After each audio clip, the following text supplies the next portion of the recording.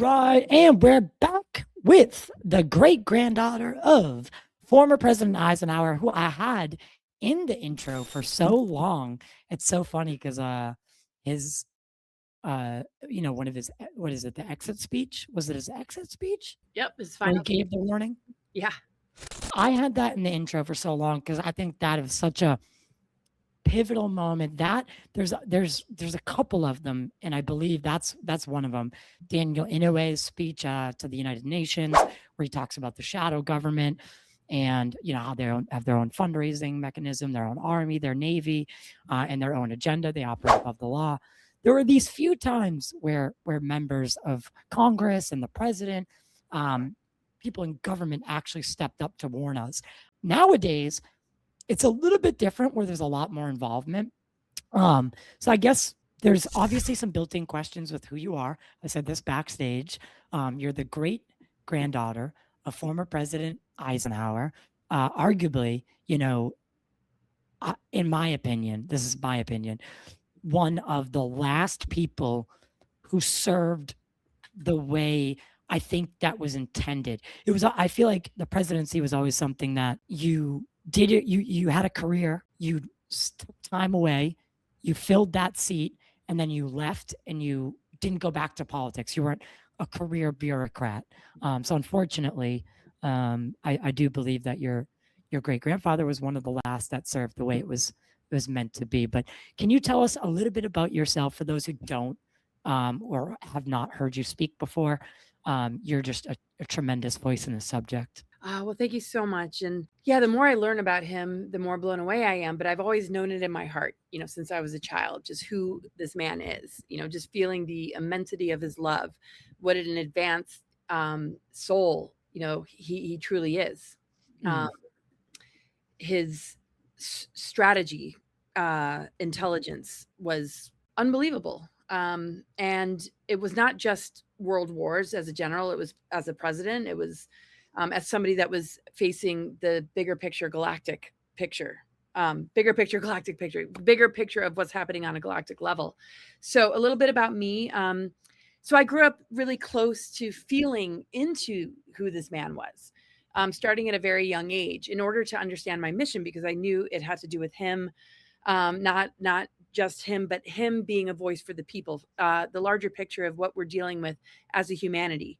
Had to do with kind of picking up where he left off to help people to understand what happened to the timeline after his presidency, what really took place during the Second World War, and all the events that were very pivotal in this deep state takeover of the U.S., 1947 to 1952, before he stepped into the presidency. The things that I've learned are not easily found. You won't hear this in the disclosure communities. But my own soul kind of sovereign journey has been, very sensitive to understanding our galactic history, the Sophionic energy, the Christ Sophia divine blueprint, and what events took place starting from Lyra to the Orion Wars to Tara and Tiamat exploding, and like everything about how this planet became the kind of planet that it is. The root races, the planetary grid network, how this is a rehabilitation planet, and how, Anunnaki and draconian forces and different control agendas came in to leverage the trauma that was held in the nervous system of the planet after we fell into this lower harmonic universe. So I've been studying how that relates to the DNA, the zodiac, and the reversal grid technology that keeps us sort of dumbed down and in these programmings, and how it's used to harvest and siphon our energies for them to battery up artificial timelines that are engineered. So my passion has really been about understanding that and bridging, things that took place during Eisenhower's administration into the here and now. Even though I go, all the way back to sort of the beginning, it's kind of like, okay, but this was a very significant administration as far as ET contact, psyops that have been projected upon him that I wasn't really understanding fully in the beginning, as far as like, did that really happen or not? I was more investigative. things about the Grabddaughter Treaty that people say happened in 1954. So that's kind of it in a nutshell. I was raised very close to my family. Ike's son, Eisenhower's son, John S.D. Eisenhower, and I were very close, and we were very, very tight knit. I learned a lot just by observing, looking in the family albums, seeing, he not only took footage of what took place um, during the Second World War, it was actually in our family albums. I remember being a kid and just flipping through and just seeing all these books on the walls that family members had written, and just getting nothing but downloads my whole life, and seeing through the programmings and feeling, like, even if nobody understands my mission, it was like I was living a double life. I was doing energy Wow. that I wrote a book about. And I was just always like functioning at that awareness level. But Right. there were times where I would really slip into confusion, or like, is this really happening? Or because I was being targeted the whole time to go off planet, because they knew that I was coming in. He was briefed that a descendant would come in, and supposedly I came in from the galactic realms because I was part of the galactic groups that helped to advise him during his administration. And I chose to come in to bring about disclosure and to protect it from going off kilter, going into, a false narrative disclosure, because everything's been weaponized. There's a false version to almost everything. The ascension, there's new age bullshit. There's false disclosure narratives. And so I kind of came in as a guardian protector, like, here for truth, like you and so many others. Like, we're a team, we're working together, we're, doing our best to provide information. And but the deeper intention is truth is the priority, even if it's not what we want to see. And even about him, if it's not what I wanted to see, I'm not going to be biased. But I ended up finding out extraordinary things about him with Val Thor and the Guardians that have really changed what I present, and Right. to a whole new level. Well, my God, did you just drop? For anyone who knows the UFO topic, there's so much to unpack in what you just said. The little like the my God, it's that the whole span. You literally touched on like every single topic I wanted to, all in one sentence, and I'm like, holy shit. But so to sector it off, it sounds like you're talking about like the Valiant Thor, the person that was, I think, even pictured, right? And at one point pictured. So there is a picture of that guy floating around. But the root of the treaty that you're talking about now, can you tell us the story about Holloman Air Force Base and Palm Beach, and what happened that night that he slipped away, if you will, for anyone who doesn't know the story? Well, okay. You know, Yeah. I mean, it's easily located on the internet. very I much. don't have it verbatim because, to me, there's a lot of temporal management going on with timeline corrections, and also timeline manipulation coming from those that use technology to alter events. And there's in what we see in the news, lots of cover stories, lots of scandals to cover up deeper truths. So that to me was almost like a cover story to hone in on something that could become, a point of interest. Like, oh, he was supposed to, he said he was going to a dentist appointment. Did that really happen? And that was the night that he was taken off into this underground base, or excuse me, this Air Force Base hangar or whatever, to meet with the aliens. And there was 2 encounters in 1954. The first contact was with the Nordics. They warned about the Greys. The second one came, later on.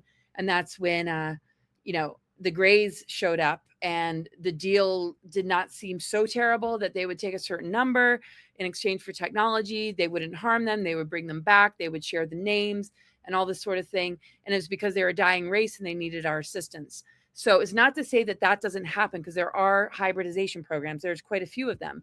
But the original treaty and where abduction scenarios actually originated was Really? way before that, and we're talking about ancient history that we don't learn about in schools connected to Anunnaki, and the formation of the deep state, the cabal, the 13 families, the infrastructure that they built with reversal grid technology to mess with the grids, to build these underground bases and tunnel systems, to, harvest and siphon our energies, but also to, abuse children and have this whole network Right. To let operate. evil That also thrive. involves, being born into a family and being, taken into these horrific SRA and mind control experiments that has morphed and changed over the course of time.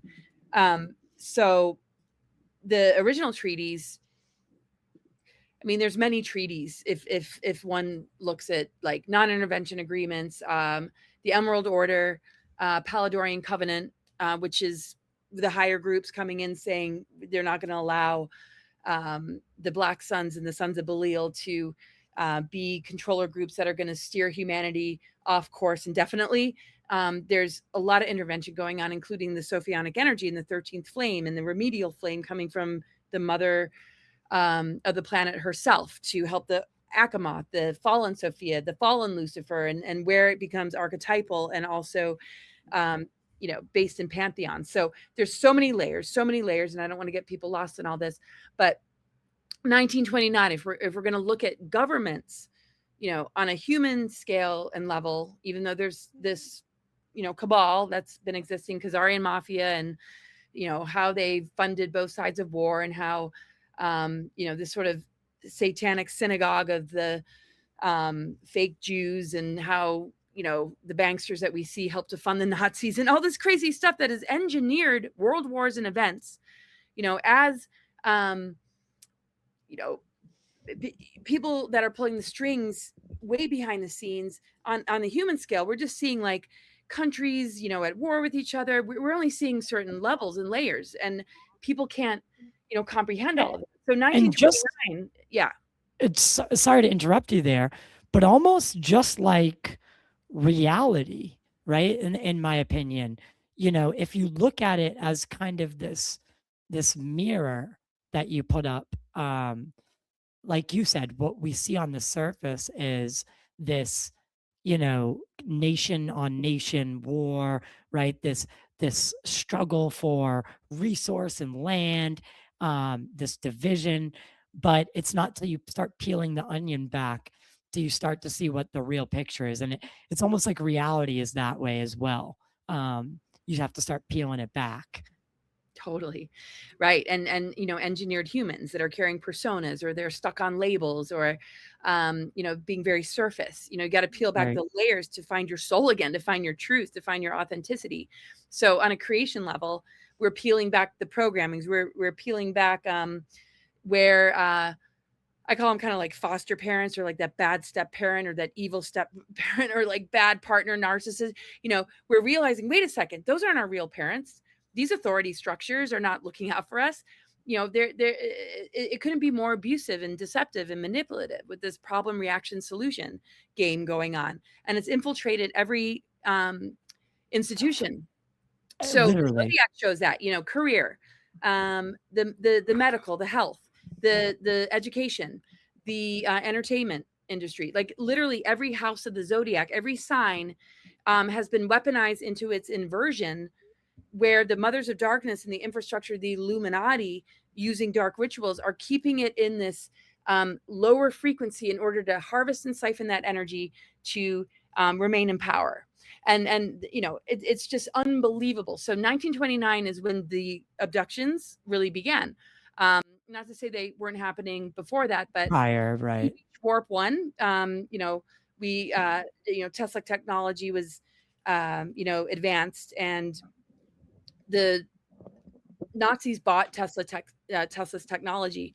That's when the agreements and alliances really began to form, where some of the agreements were all about, abducting, humans into this larger picture kind of slave trade, in exchange for us being able to put bases on the moon and Mars, and having advanced technology, because the crafts and things connected to Vril, the Vril Society, and Maria Orsic and all this stuff, and the Nordics and New Berlin being put, in Antarctica. I mean, the reason I'm saying it so fast is because I'm just bullet pointing how many different scenarios were operating, until like there was a very pivotal point where Crowley, Churchill, and Hitler got into some major agreements with the Dracos, and Oh that became gosh. the Interplanetary Corporate Conglomerate Nazi Draco Alliance, and that basically solidified this whole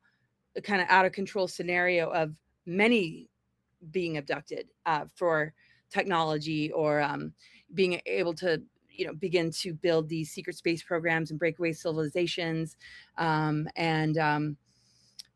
just like this massive deep state and military industrial complex that took over the United States starting in 1947, but the official surrender happened in 1952 under Truman, where we surrendered in the United States to the Nazi Draco Alliance. And so people think we won the war, but they don't realize that what actually happened was, this infiltration took place, and mind control projects, Montauk, MK Ultra. yeah, which is, Monarch, and But yeah, right. in the massive infiltration basically moved it into the United States, where the Grabddaughter Treaty in 1954 was when U.S. citizens began to be abducted. But the unconditional surrender agreement put that power into the hands of MJ-12 and three-letter organizations. So they want to hide. That's why it's called shadow government. So they created the psyops that Eisenhower signed the treaties, when in actual fact, Eisenhower ordered an invasion on the Dulce underground base in 1954 to take out the Dracos and the Greys. And he began to work with Val Thor, that warned the administration, particularly, Eisenhower, who he was mostly in contact with, about the Nordics and the Greys because of what happened in 1929. So this whole narrative of, oh, he went to the base and met with the Nordics, didn't want to Give up necessarily nukes. give Yeah. up nukes just yet. And then, they warned about the Greys, and then the Greys show up, and they were too telepathic, too powerful. And it didn't seem like that bad of an agreement. And he just like signed it. He's sitting at a table with a bunch of Greys and he just signs it. No, the shadow government had already infiltrated. That's why he had to work covertly to put these countermeasures in place. The White Hats he put in place, the Earth Alliance, something called Ike's Force, which are a group of vigilantes, which aren't actually a group. Vigilantes meaning they work independently. Right. Because if they work as a group, they're easily targeted. If they work as individuals, similar to a lot of white hats that are more spies, they're in, these dark, compromised places, but they're operating from, a place of, gaining, information and data to then, perhaps, I think, yeah, you hear a lot about it, going in to begin to rescue, children. I think there's a lot of blown up information that's not exactly what's going on, but it is going on. We can see everything crumbling. We can see all is getting purged out and exposed. But anyway, so Eisenhower put countermeasures in place, but everybody's pointing the finger at him as being the one that signed us off to the Greys, and it wasn't him. So the sources of my information are pretty profound. And anyway, I don't want to overly talk without you sharing. So, but it's wild. I was gonna ask, like, how confident are you in what you're saying? And it sounds like, your source, whoever your sources are, of course, we don't burn anyone here. You're satisfied with what they're telling you in terms of this information? Yeah, because the way that I met this person, and this person's a physicist, he discovered the 6th, 7th, and 8th force. So he's on a Tesla level. He did a 20 and back. He served in the Dark Fleet, and he overheard all of this. And he was a sword duelist in the SSP, and he won pretty much every duel. And he was a Kensei master, which means that he wasn't out to maim anybody or kill anybody, but he was really operating under the control of the Japanese geneticists that created him and 2 of his brothers, like in a lab, literally. So if anybody's going to know what's going on, it's somebody who's like in his 70s, who really doesn't have anything to lose, who has immunities, never signed an NDA, because he won so many duels. They said they would protect him. Even the dark side did, because the Dracos rule so many planets and everything. Like, they can rule us too because we have amnesia and we're powerless. It is a little. When we have amnesia, we're powerless. When we wake up, we hold the power, and we can collapse the deep state. We can reverse and correct the planetary grid. So, even if we were to reclaim our planet, it's not like that big a deal to the Dracos. They just saw us as vulnerable. It's like any bully or anybody that has power is going to take advantage of humans that have lost their memories or power, and we're running on trauma and we're lost.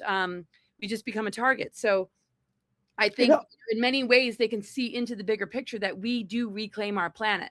But until then, as long as we're vulnerable, easily manipulated, and forgetting who we truly are, this control system exists. The thing that makes it hard to break free from is the fact that the deep state and the infrastructure is uh,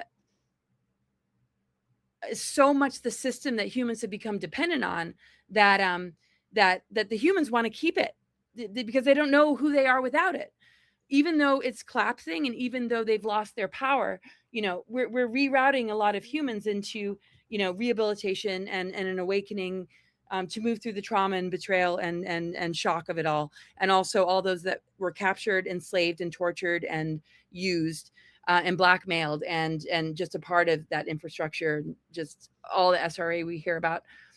So I'm not saying that the Dracos want to give us up, but somebody like Dan, who like gained their respect and realized, like, wow, okay, he's operating on this whole other level. All right, we'll give him immunities. He won't sign an NDA, but it doesn't mean that we will override what they're attempting to do. It's just, basically that was what they granted him. Also, Val Thor, he has immunities. He went rogue because of, um, uh, yeah, he wasn't operating under the non-intervention agreements. He broke free from that. and So tried to change yeah, how it was happening. and then Val Thor helped Eisenhower. Well, Eisenhower appealed to the Guardians with the help of Val Thor. So the Guardians, which are the Eighth Force, they use the Eighth Force. That's their vibration and essence. Put this outer barrier around the planet to kind of corner the hybrids, the Illuminati, deep state players from being able to escape and leave, and to keep any more nefarious beings from being able to come in. So what happened was the gray abductions sort of shifted into military abductions, My lab. my labs, and wiping memories from people, and creating engineered versions and fake abductions, artificial telepathy, utilizing all the technology that they were given to then mimic what ETs are capable of doing in order to blame it on the aliens, and still hide. Blame it on Eisenhower, blame it on the ETs, and we're still the shadow government. But that is what I'm working on exposing, and I don't have it all figured out, but that's why these conversations are important, because you have pieces, I have pieces, other people have pieces, but there's a lot we have to let go of that we might have thought actually happened that didn't, that was created as a psyop, like 9/11. Is that really the official story? COVID, is that really the official story? And on, right? Yeah, I'm doing an investigative series right now on 9/11. I just had a Pentagon first responder here, and then I just interviewed one of the Jersey girls, whose their husbands died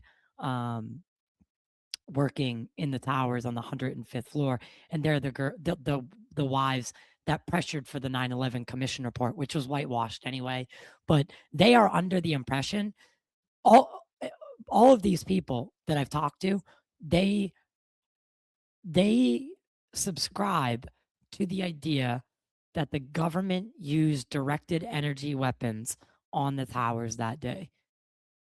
I mean, how can I look a first responder to the Pentagon and then a wife of someone who worked in that building every day, and if they've done the work and come to this conclusion, how can I discount that? Like, I have to take it seriously. um and the first responder, you're muted, by the way. the first responder just simply said to me, and I asked point blank, when you showed up, what did you see? And he said, I'm going to stop you there. A plane did not hit that building. And I mean, I can't, I wasn't there. I was in third grade. He was there, Oh you my God. know?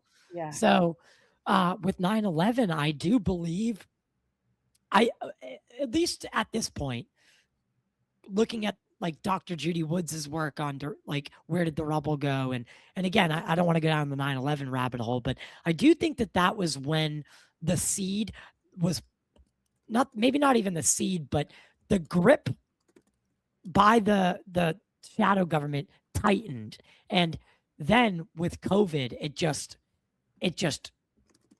and I don't even want to know what comes next. Because it really does sound like, if you're watching the news, Fox News sounds like coast to coast lately, where they're talking about different aliens, and that's fine with me. But if Fox News is talking about that, what's about to happen? I know, oh my gosh, right? Like some sort of fake fake alien invasion, the ultimate, Werner von Braun warned about this kind of thing. The last card that they would play, and it's just looking more like that might be a reality, and it frightens me. Well, when you say that might be a reality, what might be reality? That the government is gearing up to, yes, give us some sort of disclosure, but to Right. weaponize Exactly. That's that. what I thought you were saying. I just wanted to, so when I might as well change the glasses on my head. So that, as I answered, I know exactly, what you're saying about that. And that's the thing about disclosure.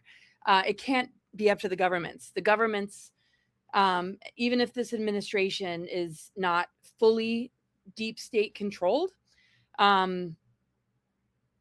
just like in Eisenhower's administration, there are players that will continue to try and run the show. It doesn't mean that there isn't a lot going on in the background that we just can't see. That's why when he worked with Val Thor, it was very covert.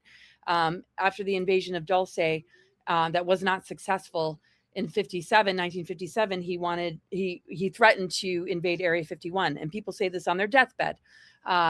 Most know that their lives will be lost if they say it sooner. We saw a lot of people being taken out during that time, and still in the times that we're in. So to get the truth out is not something that's just going to be easily disclosed. Like, oh, I got the files here. Let's just like open it up. Really, after all.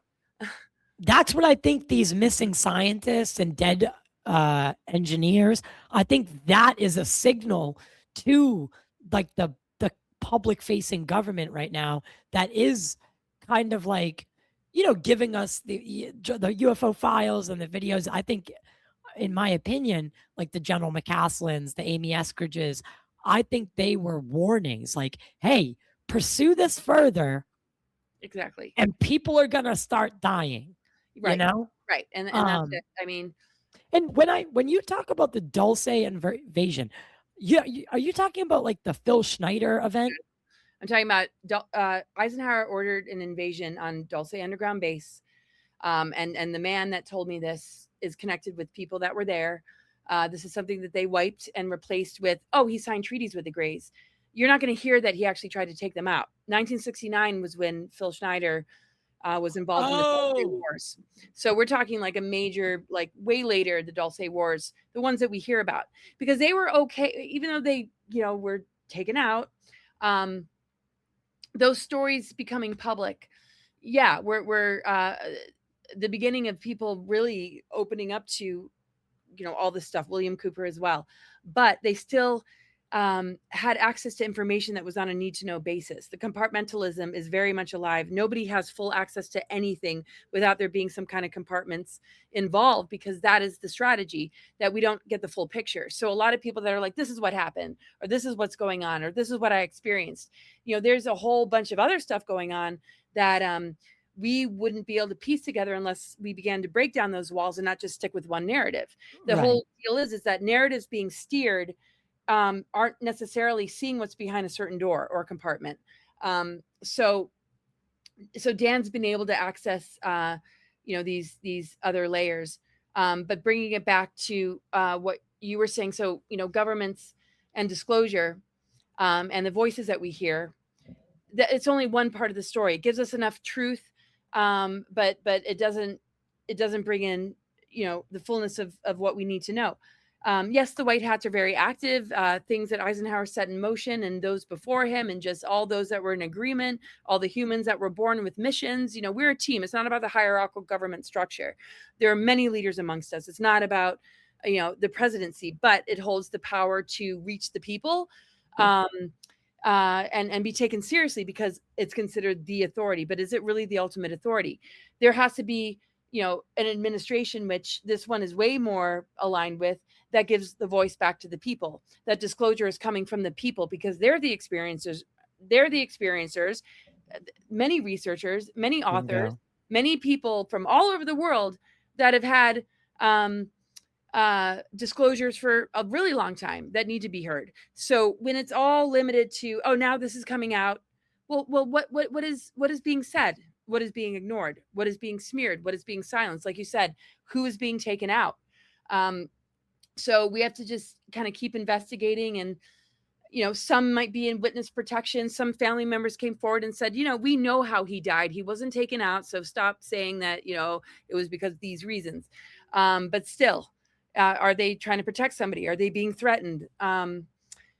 Exactly. Yeah. So we just don't know. We just don't know. So the best we can do is when we hear things or see things, that we come together more than ever. This is why some events that begin to shut people out and some of the superficial dramas make it really hard, because there's too much at stake to just stick with a few things. We need to make sure that everything's being shared, and it's okay that not everybody's coming together fully and completely, but there needs to be threads of communication amongst all of us, and to get beyond the divide and conquer, the ego battles, the competitions, because there's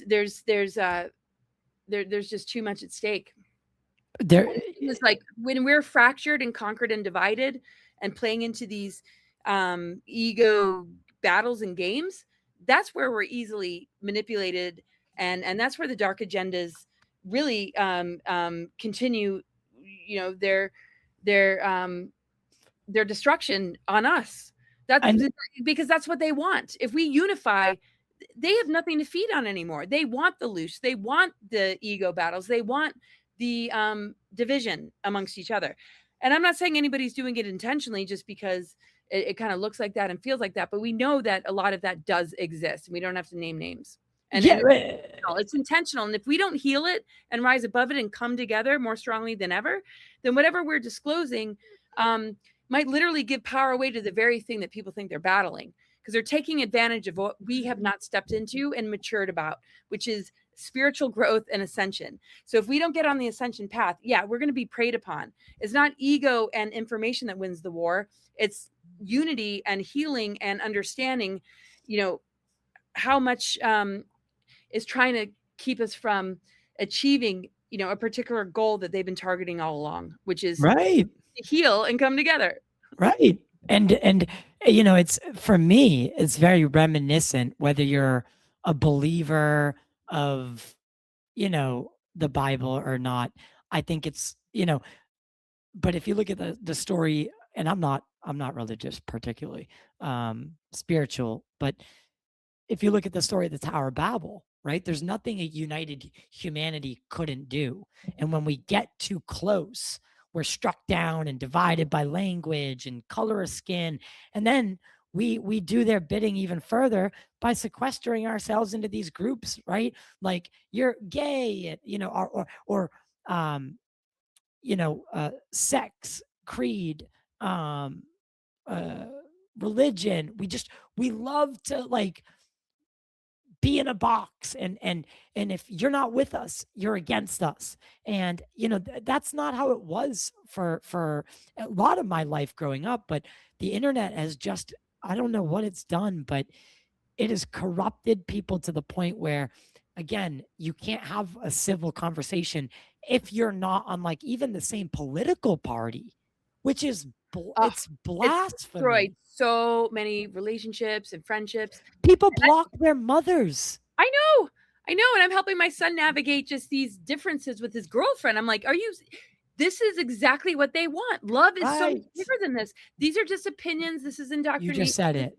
This is just a lie, because they're leveraging, they're taking it, they're weaponizing humans' good intent, like funded movements to get people all riled up, to be in a trauma loop, and then the biggest victim wins. So And it's then, more about being an empowered victim instead of being an empowered healer that can see through this and say, let's hug and come together anyway.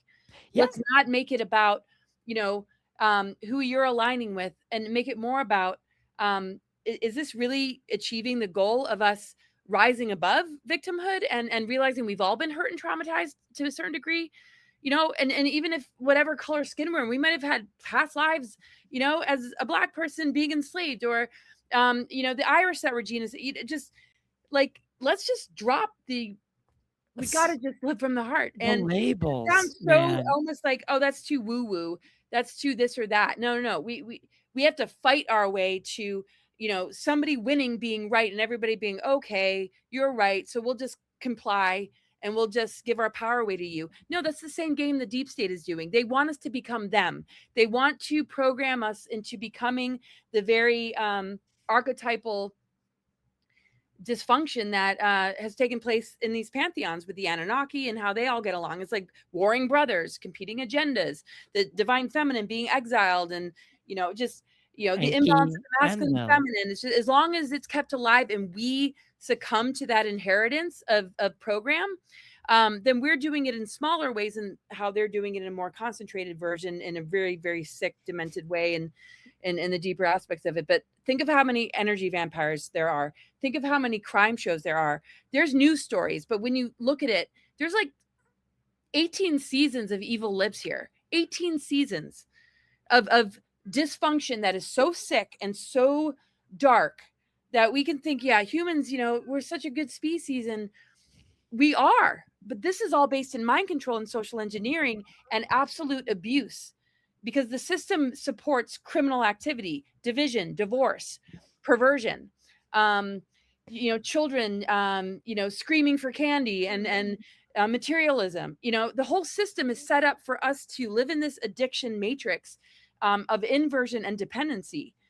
So humans are not even acting like their true nature. We're divine, wow. and they're afraid of us remembering who we are, because when we do, we're the advanced race and they have nothing to feed on. They used to be that, but they compromised their DNA on purpose because they got addicted to control. Holy shit. So let me ask you something real quick. I mean, I don't let me ask you something as I talk to you on the podcast, as if I wasn't going to ask anything. You're so funny. So dumb. But what do you, so clearly you believe that humans are special. Now, for whatever reason that is semantics at the moment. Do you think that part of why potentially they kept this from us, or kept us from knowing the actual truth, is because it is a little darker, it is a little bit inherently kind of scary, and it is potentially kind of us meeting our maker. They had a hand in our creation potentially, and maybe many, and maybe they felt that we weren't ready. Or do you think they do it for more of a malevolent reason, like, I want to keep them away from creator because I want to be the only one who's in contact, and I want to keep everyone else down, and remain the only one who gets to suck on the teat, if you will. Yeah, I mean, you're talking about the controller groups and just the fallen Right. angelics and the ET groups, and how If you can explain how that works. Oh yeah. I mean, and we see it in our own lives when you're with an energy vampire, or somebody that wants to Oh keep you God, small, yeah. that wants to take advantage of your insecurities or wounds, and keep you small, keep you just needing outside validation. People that fall into the Stockholm syndrome with their captors or abusers is a really great example of how it works to really begin to manipulate somebody's sense of self-worth and belonging, even to the point where they can overlook abuse and mistreatment and evil, if they're targeted in that way. So and there's varying degrees of it. When it gets down to the deepest levels of depravity and vampirism, the torture of children from the very beginning is unbelievable. The more I hear people's stories, Yeah. that really, really survived the SRA and the MK Ultra. It is so unbelievable how advanced this is and how calculating it is and how thorough it is and how they leave no stone left unturned. And literally, because, the minute we begin to connect with source energy, they have nothing to feed on anymore. So the ether element, which is part of our DNA, the nucleic acids of our DNA are elemental: earth, air, fire, water, ether. The inverted pentagram, which we see symbolic in Satanism, is the Right. ether energy, the fifth point that Uh-huh. when it goes up is connected to the ether. The inversion means that the ether is going into the ground, that the horns of the devil are Satan, and that symbology is related to the planetary grid network and the reversal grid technology that put things in reversal and inversion. The Nephilim reversal grid and the Niberian diotic crystal grid were placed on the Michael Mary lines in the Stonehenge area. Most of these stargates have infiltration and reversal energy. The 10th gate, Iran, Iraq. So Whoa. so they literally weaponized the planetary grid network to put us in duality. They unplugged the Albion and Cathar body to disconnect the masculine and feminine. So it would be all about duality, competition, and not the Christ Sophia, not the union that we see in the incarnations of Yeshua, Jesus Christ, Magdalene, Shiva Shak, just all these reminders that, whoa, these higher levels of our DNA are where alchemical union and sacred union and hierogamic union exist. So the whole junk DNA is none of that exists. That's all junk. The reversal grid energy that keeps us in 3D, keeps us in this dependency bond.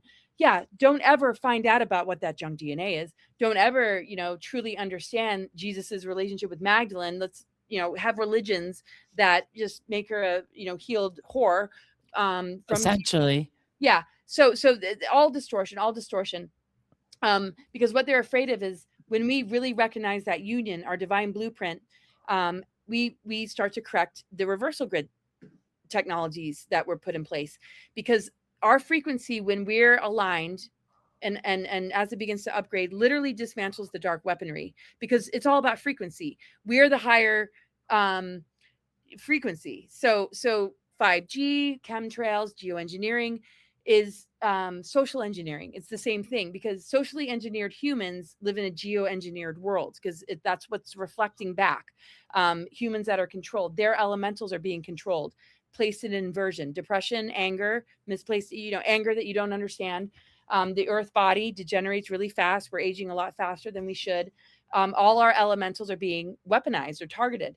The fire element, war, anger, like I said, the mind control, chemtrails, air, the air element, which is the mental. So you can see it in the zodiac, and that's what my presentations are about.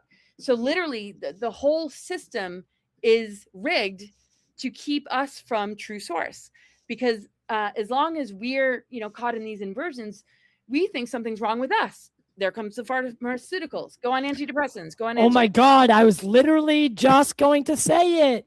Like, and I hate to go that conspiratorial, because, I am the host and I do pride myself on trying to stay, neutral in some sense, but it is weird that you look around at everybody today and they're either glued to their phone, but it's hard when you say, because a lot of people are going to hear what you're saying and they're going to, and I assume this probably happens to you a lot, because not only are you a female, but you're very well educated and well versed, and with the confidence you speak, you get a lot of information packed into your sentences.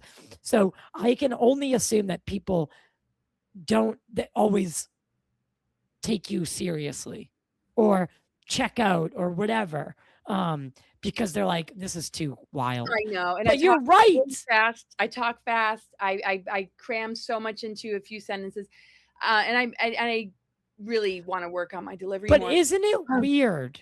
Isn't it weird how because essentially what you're saying is that we're kept in this like environment where we go to our shitty job, at 9 and we clock out at 5, the 8 hours that are the best of the day we're at work for. And we punch in, we probably, 90% of us, I'm saying that generally, they probably don't like their job. They just do it because they need the money to pay back the loans that they took out to go to college, which they didn't need.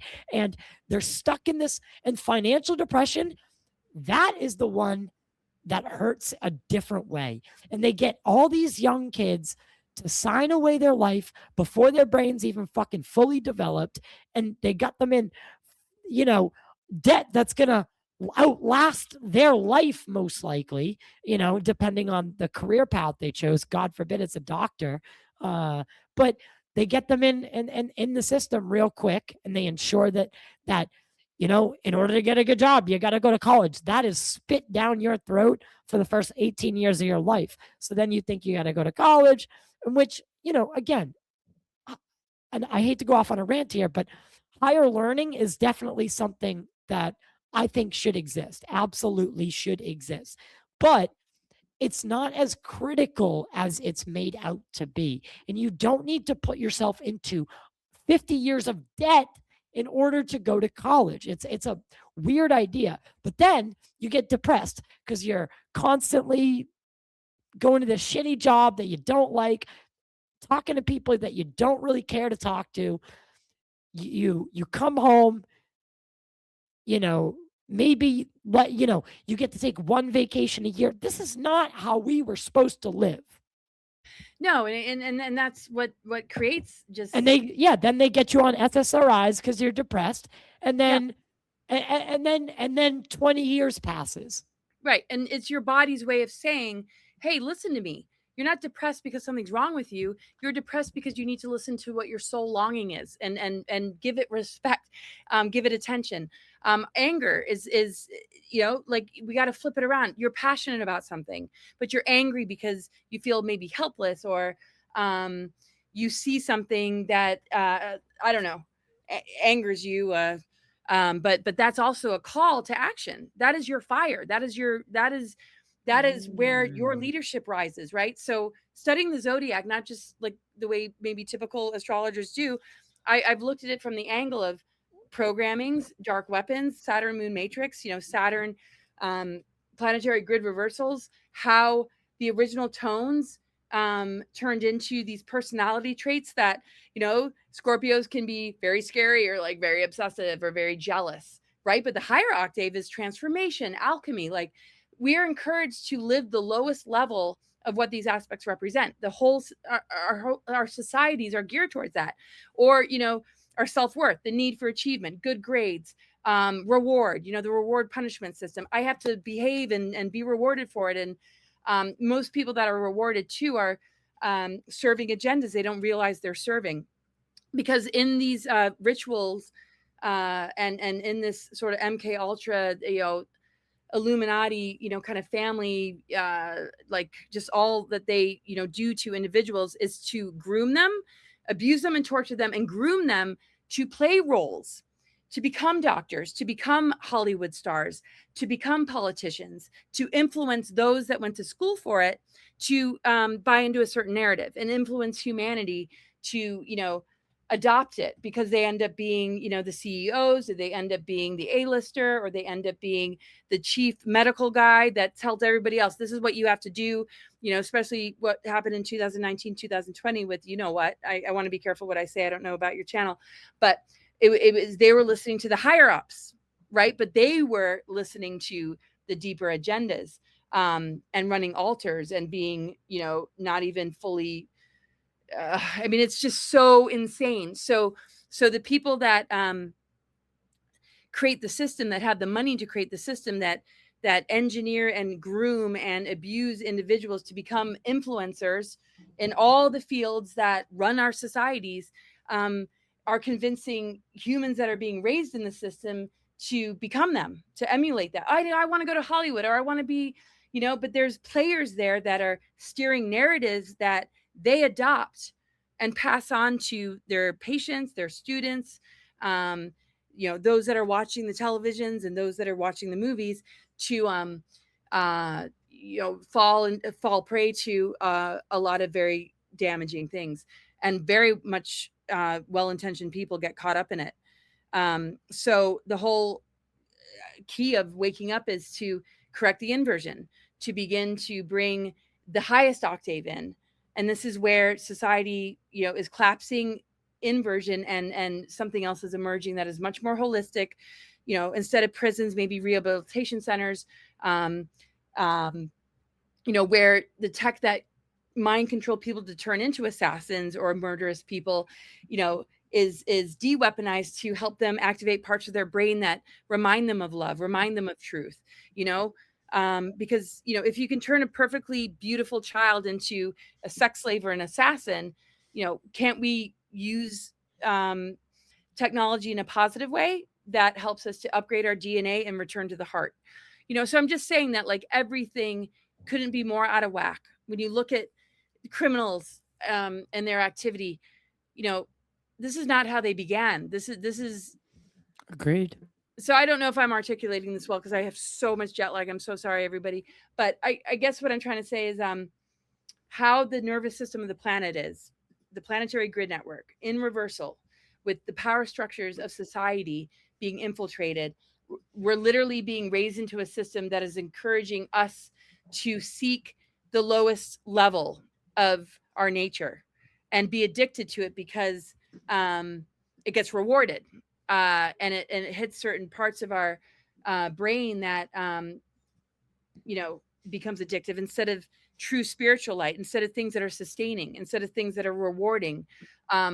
We've been so conditioned out of it that we don't realize that we've enabled the satanic agendas. We've been enablers, because we've allowed our creative energy to be infiltrated and infected by all of this stuff, that we gladly hand over our power and then walk a timeline that is taking us into more enslavement and new world order.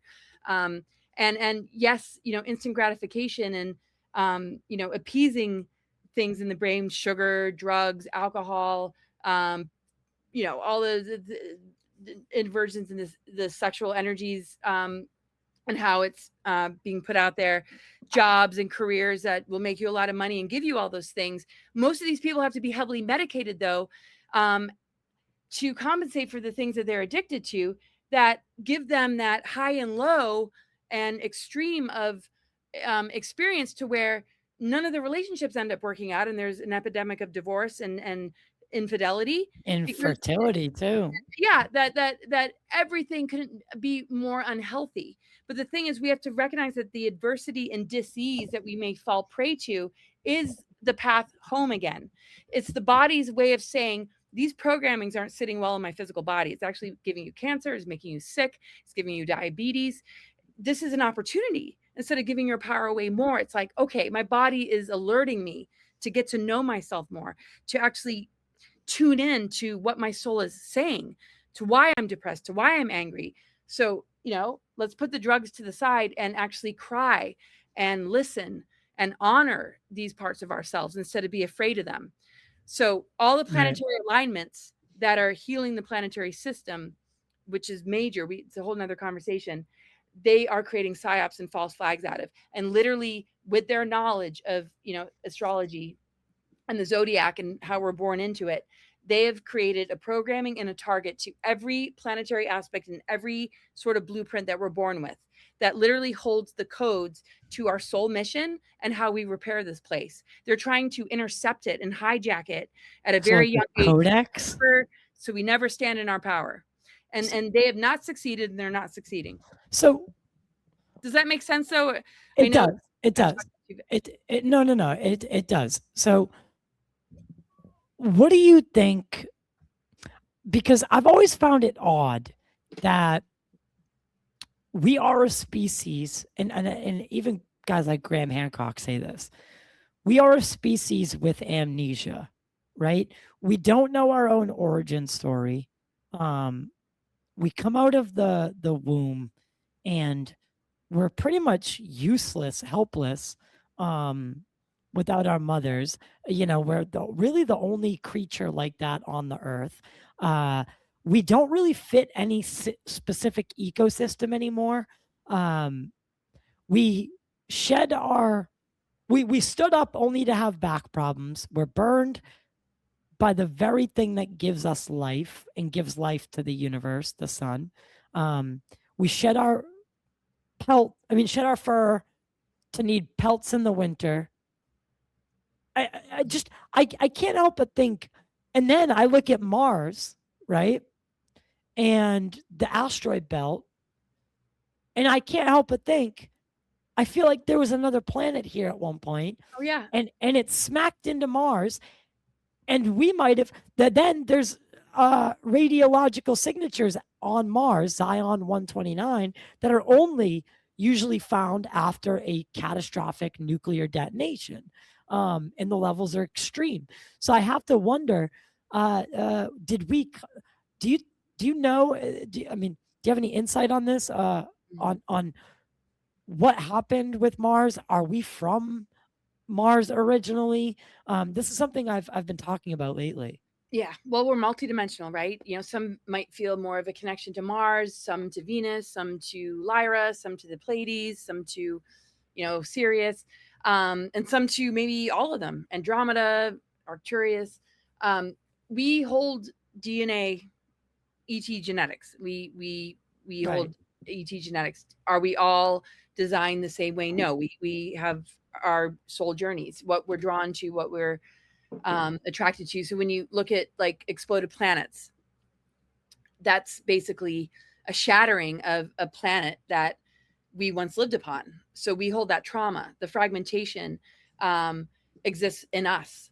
And what we're doing as a humanity is holding pieces and shards of those explosions and looking to like bring back wholeness. So the asteroids in the asteroid belt are different archetypes. When we go from cosmic trinity to pantheon to planets to exploded planets, these asteroids have energy and archetypal imprints. Chiron, the wounded healer, is an asteroid. It's connected to wounds, afflictions, pain, but it's also a healer. It gets on the healing journey. It turns wounds into wisdom and pain into purpose. You've got asteroids like Juno and Lilith, and there's too many to name, but they all hold different stories. Sedna, Eris. Eris is all about conflict and strife, and it's a goddess energy. And what you're seeing in these fragmentations are archetypal energies that have created sort of personality traits that are seeking to be heard in order to bring about healing. So there's always a shadow side of, whoa, really negative traits are, they might be violent, they might be aggressive, but in their higher octave, it's because they remember, they want wholeness again. They want to return to the cosmic trinity. They want that Christ Sophia blueprint again, because Tiamat, that exploded, that became the 5D asteroid belt, Tiamat and Apsu were like the sacred union planets. It was a Sophionic planet. Marduk hit it and it exploded. Lots of history there. And then after we dropped down into this lower harmonic universe, Maldek exploded, and that was around the time that the final Atlantean cataclysms took place not too long after. So we carry ancient trauma connected to exploded planets, and when we look at the asteroids and how they impact us in our own personal zodiac, because we all have different asteroids hitting different places in our charts. So when I do charts, I'll add some asteroids, but if you were to add all of them, literally we would see our chart completely covered in asteroids. And that would be quite Wow. like, you'd have to really nerd out and be like, all right, I'm going to look at like thousands of asteroids and how it relates to your chart. yeah, maybe some other time. But do the main ones, right? Or the ones that people ask for. And you got ones connected to Medusa, and it's just unbelievable. A lot of where we see these ancient battles and wars and pantheons and more and much more than we can imagine. So as a humanity, we all carry affinities, with different things. So if you have one of these asteroids on your ascendant or conjunct your sun, that's going to be a main archetype that you are embodying in this lifetime to heal something on a much larger level. Because Mother Earth is healing through us. The cosmic wars, the galactic wars are healing through us. And that's why the system is set up the way that it is, because it doesn't want us to heal. It doesn't want us to return to the cosmic trinity, because then they can't be in control. So any soul that rejects the system, figures it out, looks at these adversities and these challenges within our own nature and sees it as a way to get to the truth and the meaning behind why we feel the way that we do, then we're coherent, then we are conscious, we are aware, and we can actually take our struggles and differences and conflicts and pain and actually rebuild something. Right. And Harness it right now for. it's more like the dark agendas are feeding on the trauma. They create trauma loops so that we're in fight or flight and we're constantly traumatized and we're pointing fingers at each other. And it's just so incredible. It's so incredible. So yeah, I'll just stop there for now. One of the things that I can't help but so you've discussed ideas involving frequency, awakening, and energetic manipulation. Do you believe that modern society has been, hindered to where our our ancestors, given things like the pyramid and the feats that they were able to accomplish, do you think that they had some sort of technology that we have since been, ripped of, in the sense of, they talk about how these pyramids were possibly built. And one idea that's floated around is, using frequency to essentially levitate. Oh Do yeah. you think our ancestors were, more in, and I'm talking about, pre-dynastic and, maybe even before the Younger Dryas. Do you think that there was technology on this planet at one point that was less like our, less like our phone, right? Less like this, and but came more from inside. Oh, absolutely. I mean, we are the ultimate technology. When you look at the Guardian races or forces, eighth force, that's not about UFOs, but UFOs on a higher level than UFOs being flown by grace. The consciousness of the pilot is connected to the craft. It's a part of our energy field. It's a part of our aura. When we talk about Merkaba, that's very much about the integration of the masculine and feminine, the right and left brain, the electrical and magnetic. And when it achieves, integration through initiation, instead of falling into the hijacking of what society wants us to do in the face of initiation, is fear it, because it's not always comfortable, medicate it, ignore it, distracted by it. We don't upgrade, we digress. But these initiations are taking us into an ability for our auric field and consciousness to make us that advanced, to be able to levitate, to be like a craft that can come and go from the physical realm as we please. So advanced civilizations, we're talking like 7 root races, Polaris, Hyperborea, talk about advanced, Lemuria, Atlantis, Avalon. I mean, that's not a root race, but going into the Aryans, and then just on and on.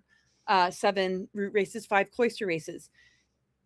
When we landed in this lower harmonic universe, it was about rehabilitation and rebuilding our DNA over the course of time. Because we are vulnerable, because of amnesia, because of the trauma in the planetary grid network, we dealt with invaders. And the invaders can be catalysts and reminders, because we see the contrast. That's not a vibrational match to our inner truth and knowingness. But the problem is, generation after generation, the genetics and the genetic damage began to change, where you would literally be born with an orientation to something that completely has forgotten source or the true blueprint. And the unconsciousness usually manifests as physical issues, behavioral pattern issues, and people don't tend to explore it.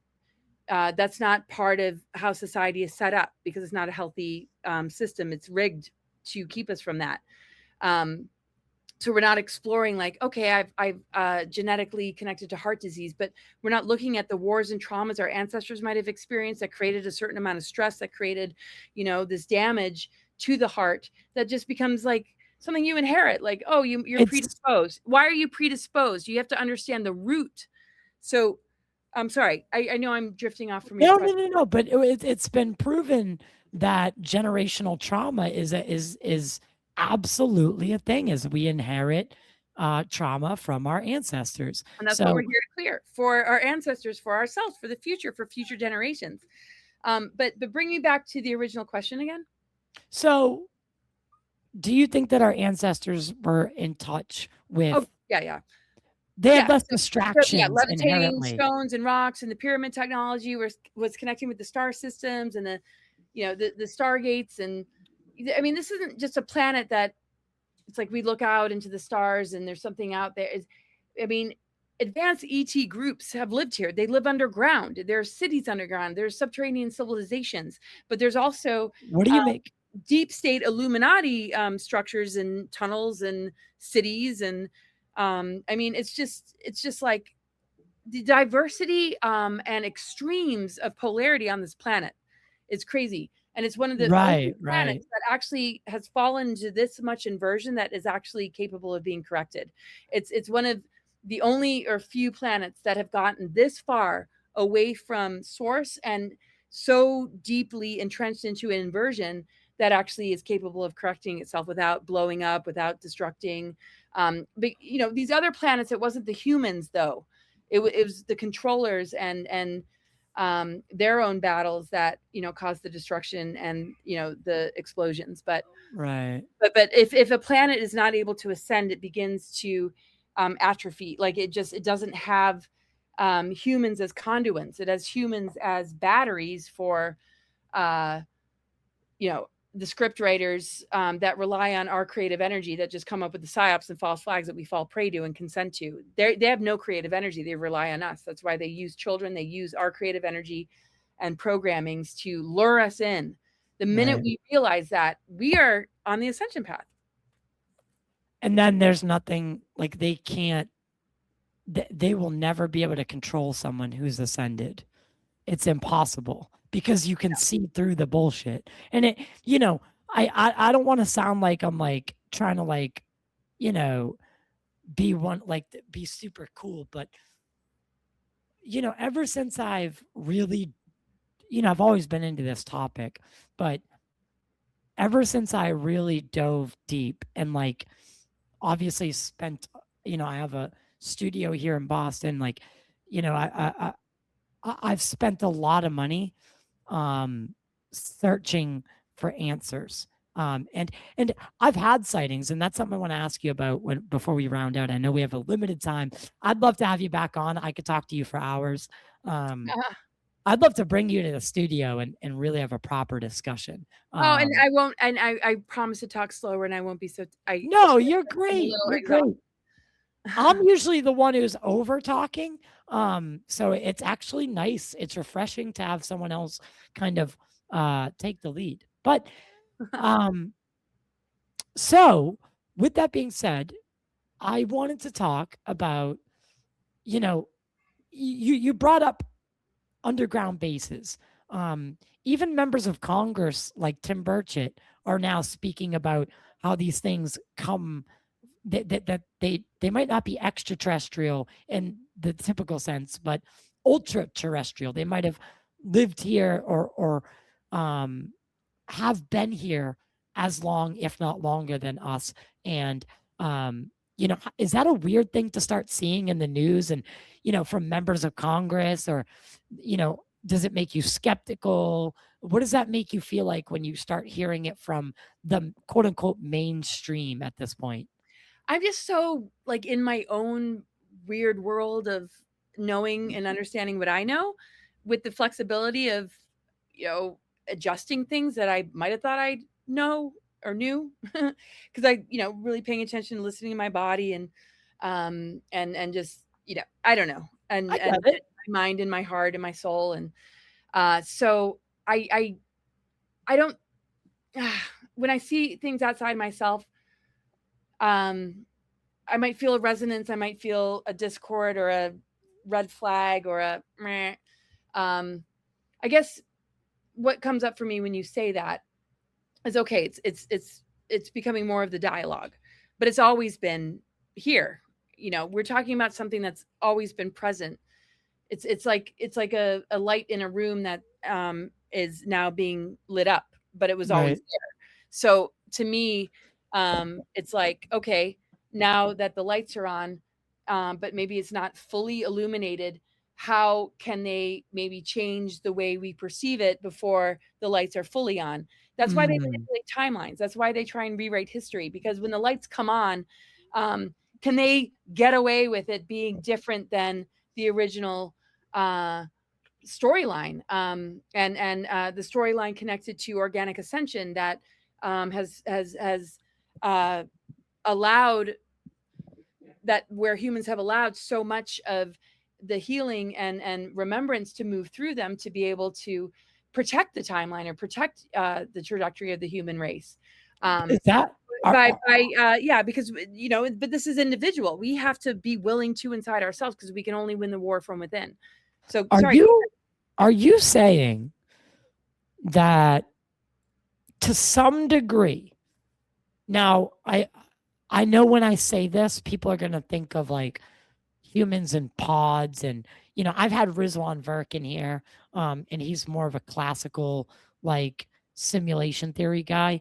But it sounds like, so. Are you saying that we do live in a simulation to some degree? It's just not. It's not the Matrix like you see in the movies, but that is them just telling you outright. I do think, like with certain things in pop culture, like they're just they're putting it out there in plain sight, But like putting what out there, like that you're in a Matrix. Like they're you know I don't even know. Maybe they're yeah, yeah, contractually like obligated to inform us of these yeah, things, and yes, that's yes. how they do it. Well, those that are enslaved by them have to consent. There's a certain point, and I just watched a video today where you're at a certain age. It's usually 13 years old, where Oh, it's the final like will. When you're a child and you're being abused, you're not in charge of yourself. You just want attachment. You just want connection, and you're being tortured and manipulated. But there's a certain point where they say that you have to be in allegiance and you have the choice. They were hoping that they would get you to a point where that was guaranteed. And if you weren't going to go along with it, they would torture you, erase your memories, kill an altar, and make sure that you were going to be in allegiance and be in agreement that you would have fame, fortune, and be an influencer to society. And that would be so tempting that you will go with it. Because if you say no and you continue to stand your ground, that's when they lose their grip on you, and that's when you start to spiritually advance. So this guy that I've been watching lately, who I'm going to be talking to more, survived that and refused. And what an incredible being this man is. And I just want to make sure I get his name correct. Alondra Markman. So I know Alondra. basically so they need, oh cool, yeah, so they need our consent as humans. They need, but what was the question? Oh, I'm so sorry. No, you're okay. You're okay. Tangents I'll here. mark it. So, because it was a very long-winded question. But oh God, I even forgot it at this point. Yeah, no, it's something about like consent or Oh yeah. So, is it your impression that we are living in a yeah. simulated universe Yeah, I mean, or a simulated world, I should say? to me it's an overlay on what's real. Saturn has rings. Saturn used to be a sun, the moon a satellite, and how the frequencies from the moon and the rings of Saturn simulate our reality, because the lowest octave of Saturn is tyranny, control, authority, and systems. The black cube of Saturn is the harvesting tank that has collected all of our energies to feed this sort of Moloch or Satan, or, you know, that is in charge, that looks like society structures that are encouraging us to be successful in life or to have happy families, but then it's all targeted within that very system to kind of put that carrot and that bait in front of us to then also insert a lot of things that destroy it and break it apart.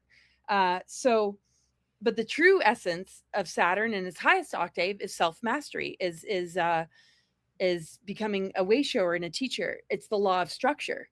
And that's when the rings and the weaponization of it becomes dissolved, because we dismantle the weaponry from within.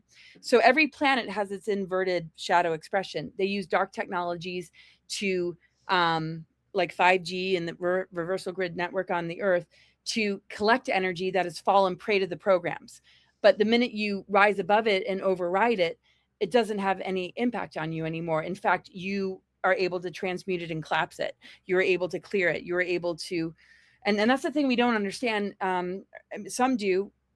We have to remind ourselves is that it doesn't have as much power over us as we think, because the weaponry all on its own would not be successful. If we were never programmed, if we were never influenced by the television, Hollywood, the medical industry, the educations that we've gotten, we would have overridden that technology from the get-go. It would have no impact on us, because we would be developing very organically. We'd be guided to be the fullness and truth of ourselves.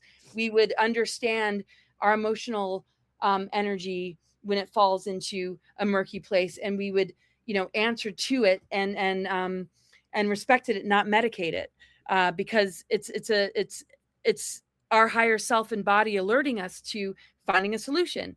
And shifting the energy, in a better direction. It's sort of like fear is not something to fear, but it's not something to live in and make decisions. Right.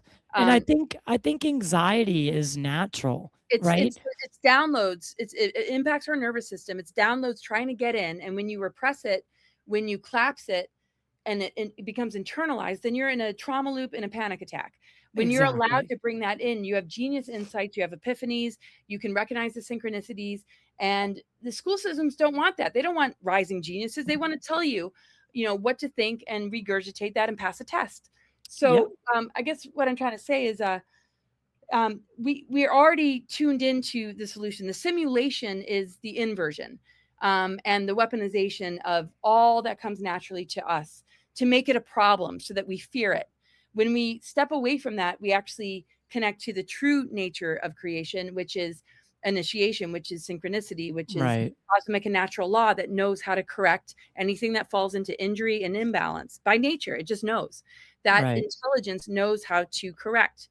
And that's what's happening on the Earth. And they're trying desperately to distract us away from that and to fear the pain and the issues that come up in us, and make it something that they can leverage to pit us against each other, to keep us sick and divided. When in actual fact, these are organic processes from the cosmos itself to create the repair and the transformations that are necessary for us to find our wholeness again and to return to the original design, which is our divine blueprint, our divine inheritance. That's coming from our true creator parents, not these foster parents that tinkered with our DNA, that have tinkered with everything about life. So when we can see the difference, that is when we begin to really start enjoying life. It's sort of like when you recognize that, man, this guy or this girl that you're dating doesn't really love you. They're manipulating you. They're energy vampires. The minute you say, I'm going to choose me, and you break up with them, you're now on a trajectory to find true love. So when we break up with the system, we're now on a trajectory to experience the true love of creation, our true connection with source.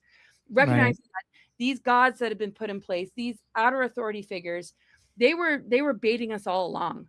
And it's not that those that were doing that, all of them are malevolent. Some are absolutely under the mind control. Some are absolutely been tortured to play that role. And some fell for it because it was appealing to their good nature. I just want to be a good person. I want to, have a strong moral compass. I'll go to church. That's a beautiful thing. That agenda doesn't, mean that they're a bad person. It's just recognizing that this needs to be changed. We cannot be in denial about what's going on in the Vatican. We cannot be in denial about what's going on in the Mormon Church. We cannot be in denial about the false stories and the rewritten texts that we call ancient texts that the Anunnaki altered, that we're willing to face this infiltration and clean it up so that it can express itself in the highest form. And then our children will be born healthy and not inheritors of this dysfunction and disease. Sickness. But the same thing is the dysfunction and disease and adversity is the call to come home. So let's not be giving our power away for the very thing that created it to solve it. That's right. The game. So you've claimed that you were targeted for and well, we'll be wrapping it up. Again, I'd love to have you back. You claimed that you were targeted for participation in some secretive off-world or Mars-related programs. For skeptics hearing that for the first time, what would you say convinced you these experiences were real? Given that you are on the same lineage as President Eisenhower, there is something said to be said about bloodlines. So, right. Well, this bloodline is not Illuminati. They're Swiss German, migrated to the United States in the 1700s, and were Mennonites. So you're talking like very, very, I don't want to say the word poor because they were rich in other ways, but no money, not born into, he wasn't born into some Illuminati family. It's not like there's no family wealth. He didn't sell out, so nobody inherited anything. Most of what he, was able to establish, like the Gettysburg Farm is now a museum. It's not, something that we can all be like, oh, we live here, on the land of the It's like, no, we'll go to the museum and be like, oh my God, I slept there when I was a little kid.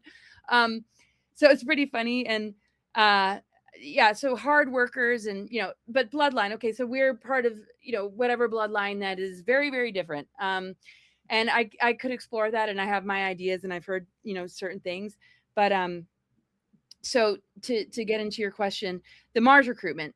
Well, Eisenhower was briefed during his administration that, a descendant would come in to help continue just exposing dark agendas and kind of taking his speech to the next level with a lot of others. And it's said in a book that this Native American woman gave me with some connection with the TY.TotalDisclosure that the Guardians had gifted the Eisenhower family, a descendant that would, do this. And but that doesn't make me, I'm not saying that, or I didn't interpret it in like, oh, I'm special. It's more, I was coming in from that place and that ability to remember. And I was tasked with this mission that exists in everyone, to find their authenticity, find their truth, find their connection to their higher self and these higher dimensional aspects of the self, because there's no hierarchy when it comes to benevolent galactic beings. It's more about, oh, we can help activate you and help to, switch on things that are dormant. Not to say that we don't go through our struggles and lose that along the way and fall into, like pits and overwhelm. And, we're having a human experience too. So, and we can fall into forgetfulness as well. And somebody who's just awakening can help remind us. I mean, it's not about hierarchy. It's just about, agreements, and we all have agreements. So anyway, he was briefed, working with Val Thor, and how Val Thor helped him to appeal to the Guardians that rest assured there's going to be a descendant that comes in that will continue to carry this on. He had already put countermeasures in place as well, the White Hats, Earth Alliance, and Ike's Force. But he was told that a migration of souls were coming in. There's been souls coming in for thousands and thousands of years, that we would all find each other and work together.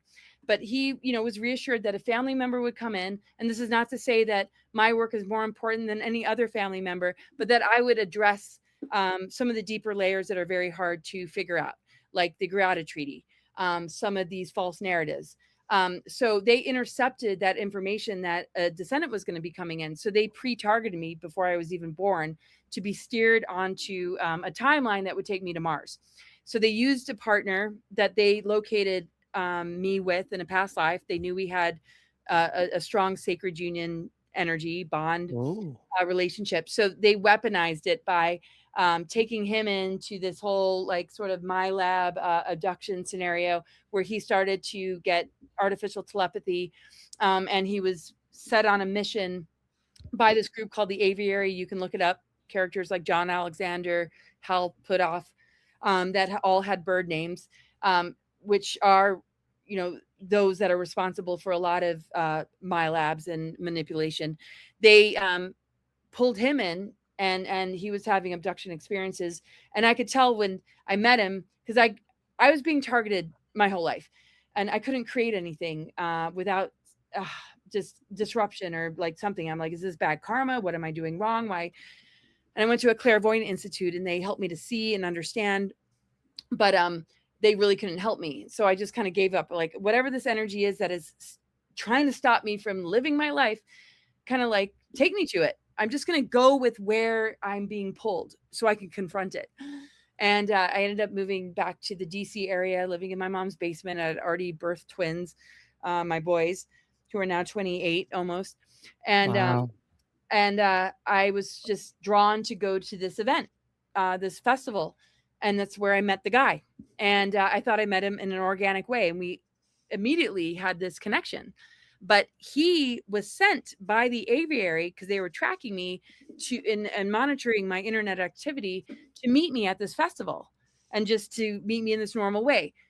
But he was struggling with the fact that he had a natural attraction with me, but he was also sent to because they Red used team you. yeah, they were using him as bait. They needed somebody that I had an authentic relationship with to use as bait.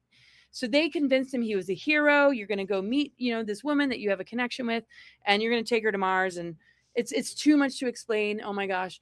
But so there's emails, there's names, there's, you know, it's not like some like, oh, I was taken to Mars because I dreamt about it. This was years of my life. This was like literally targeting like that I experienced my whole life. And it connects with the alternative 3 scenario that was presented in the Eisenhower administration about colonization on Mars, which goes back to 1929 and how we put bases there, and how that also became a possibility for the human genome to be protected, you know, to go off planet as an option. But why would we want to go that route? Why not stay on Earth and call out the dark technology and the engineered events that would lead us to needing to evacuate Mother Earth? It just didn't make sense. So it's not like I'm trying to make them the bad guys. Most people are convinced to do things because they think it's the only like option. But there were plants and dark players in that aviary group that are disinfo agents that were put there on purpose to manipulate the rest of them. Yeah, And I've talked to some of them. yeah, and my partner became a member of the aviary, and he, you know, was dealing with the my labs and the abduction. If you're saying that John, Al, and those guys were part of it, then I've definitely spoken to some of these people. Yeah, I keep them at arm's length. Oh, no, Yeah. no. I know who I'm dealing with, you know? You gotta Yeah. you gotta And the stay thing is, you know, distant. yeah, and they're programmed or they're convinced to play that particular role, and it's not necessarily a bad role. It's like if we're not in control of ourselves, something else is going to want to be in control of us. So this is what awakening is all about. If we're not awakened, how do you manage humans that are half asleep, that don't remember who they truly are, or, you know, how they are being manipulated by forces that want to keep them from remembering? So they're operating from that standpoint. I don't consider them, I don't know them well enough. He knew them better than me. I was being targeted through the love bait, where he was used as bait, Right. to find me, to act like we met on an organic sort of love level. And then, you know, we started dating, and I had moved, you know, to live with my mother, and he was going to these secret meetings. And it was all about leaving the planet, going to Mars. And like we were lucky, like we are being protected. And so it was very hard for me to become public because I didn't want to ruin anything, but I was meditating and praying, like, if this is meant to be, set this up for me so it's not something I decide to do. And then weird synchronicities happen. Alfred Lambermont Weber, got an email that wasn't even supposed to be sent to him, that I was in an email exchange with a friend just trying to get over this Mars recruitment. And it just ended up in his lap. And then he gave me the first interview, and everything was screaming to me, you have to expose this. And I knew that one day I probably would, but I wasn't seeking a public position.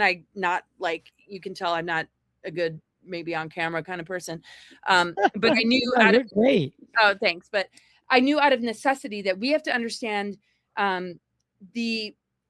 the use of these weapons to simulate this reality. So going back to simulation, that are engineering events and artificial timelines to take humans down a trajectory that's going to further enslave us, where the elites go underground or go off planet to Mars and take whoever they want to use there for whatever reason.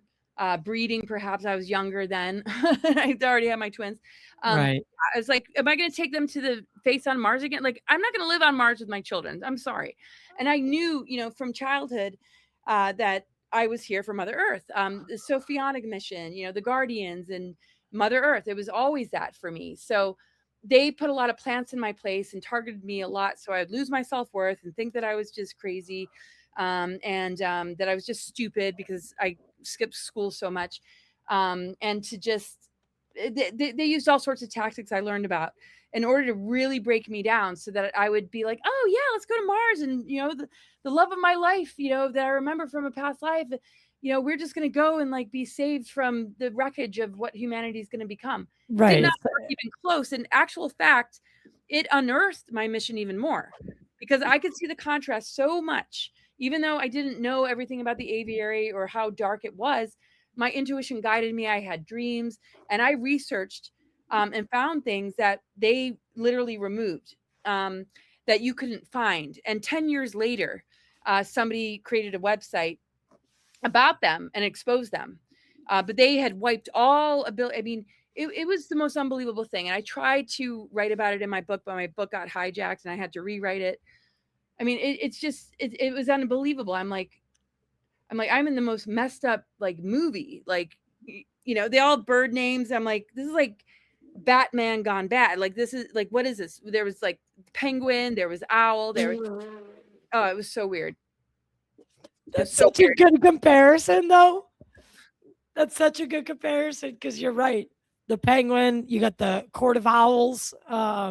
Yeah, that's hilarious. Little, like they all had bird names, code names, and they're a UFO research group. They had this. So thing you think they were double dipping?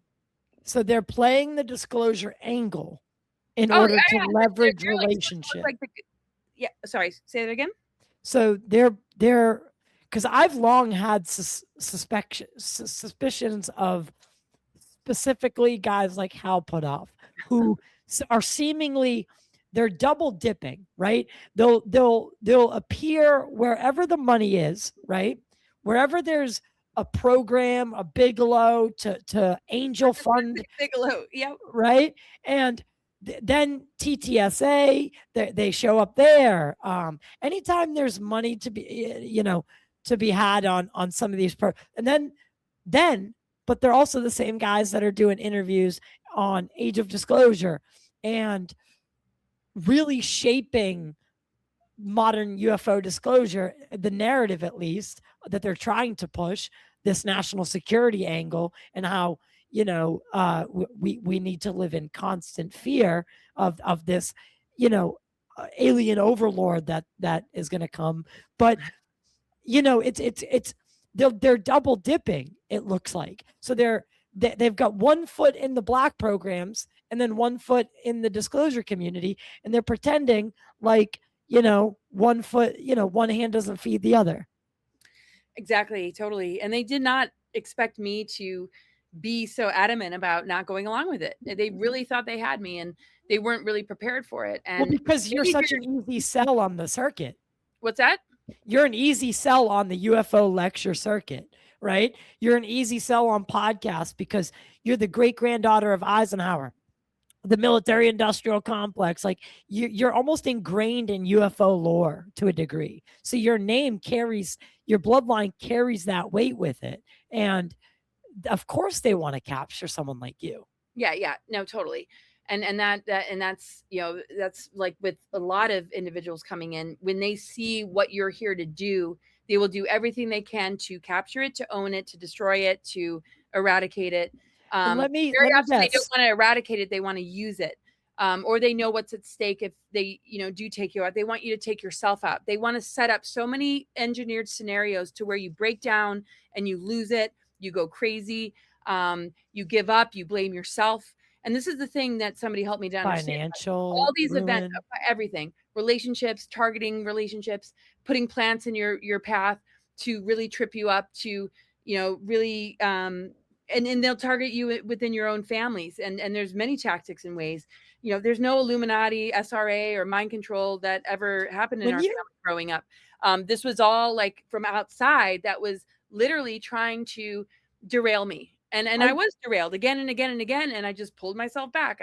Because I'm a sensitive soul. And sometimes I'm like, the enormity of this mission and what they're trying to do just sounds so, you can't help but be like, are you sure, Laura? Like, but that when you trust it, that's what brings you back to life. Anytime I mm, doubted it, or anytime like I really let it get to me, or I really blamed myself, or thought, it was me, or it wasn't until it really presented itself to me that I began to heal, because I was like, yes.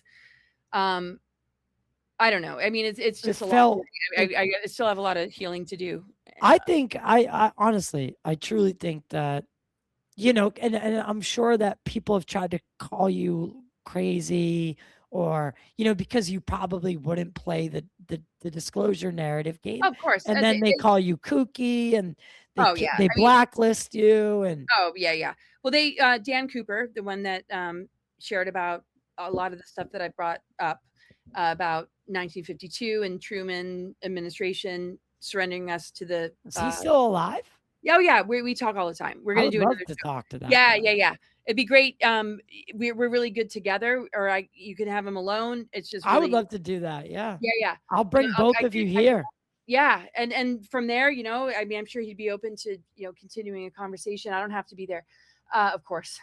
But where was I going? Dan sharing all this stuff with you. Yeah. But before that, Oh, keeping you in control.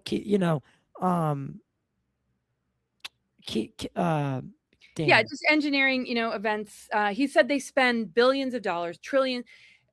He said millions to billions, and one time he said trillions. I'm like, there's no way. He said they spend so much money to put the blame on Ike about signing treaties, and to disparage him and make him look like he was the reason. Also to discredit you so nobody takes you seriously. And he said they spend so much money on trolls, so much on the attacks, to many of us. And not, there's so many of us that contend with this. I'm just one part of it. This is a unified mission. You are doing incredible, right? We're together talking because this is what we do. This is the work we're here to do.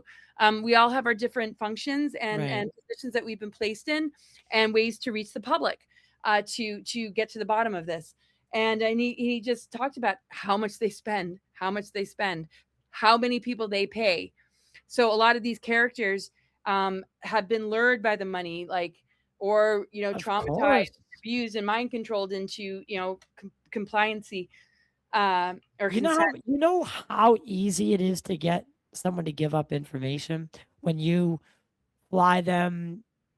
So when you have a black limousine pick someone up at their house, and then you fly them first class to whatever city, and you bring them out to dinner in another black limousine.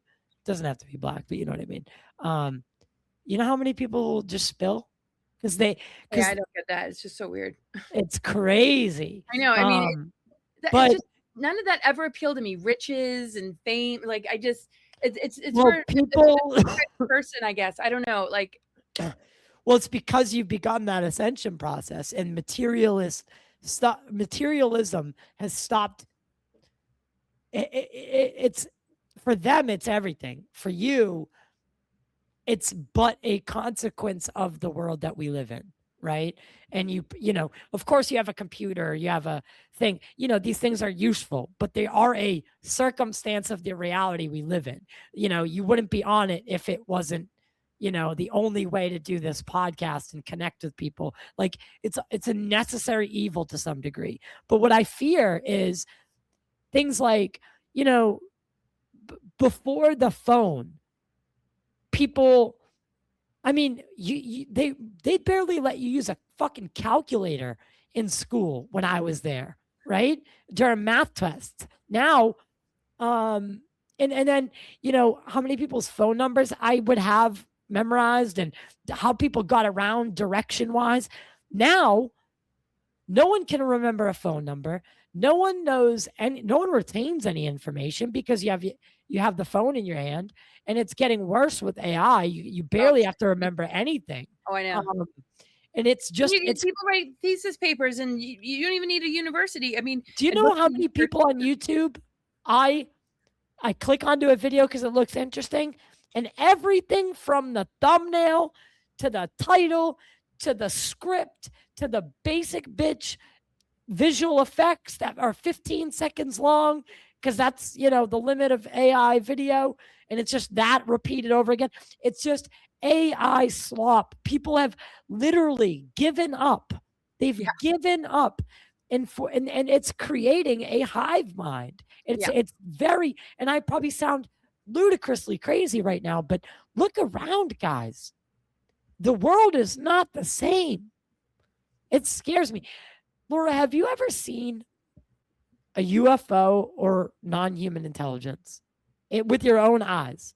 Yeah, I mean, I've seen things. I mean, there's a lot of reverse engineered craft. I'm not one that goes up in ships and can tell those stories of, oh, I just got taken up into a ship, and I have had some experiences, and some weren't even that long ago where I could tell. I mean, even my husband and I were sitting in the hot tub. We're like, there's like this massive ship, and I was going through these upgrades. Like I really felt like I was being healed, and I was having all these like visions, and I'm like, was it the lotus tree, or excuse me, the lotus flower tea that I've been drinking lately?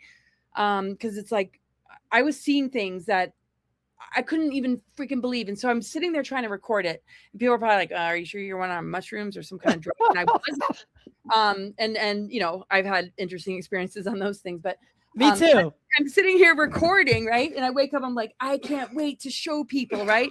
And I'm like so excited, you know, to play it back because I'm seeing unbelievable stuff. And there's like higher beings and like higher intelligence, and they're all healing me. And I'm like so excited to play. I'm like, hey, honey, check it out. And I play it, and it's just black. It's just like nothing. I'm like, are you serious? What?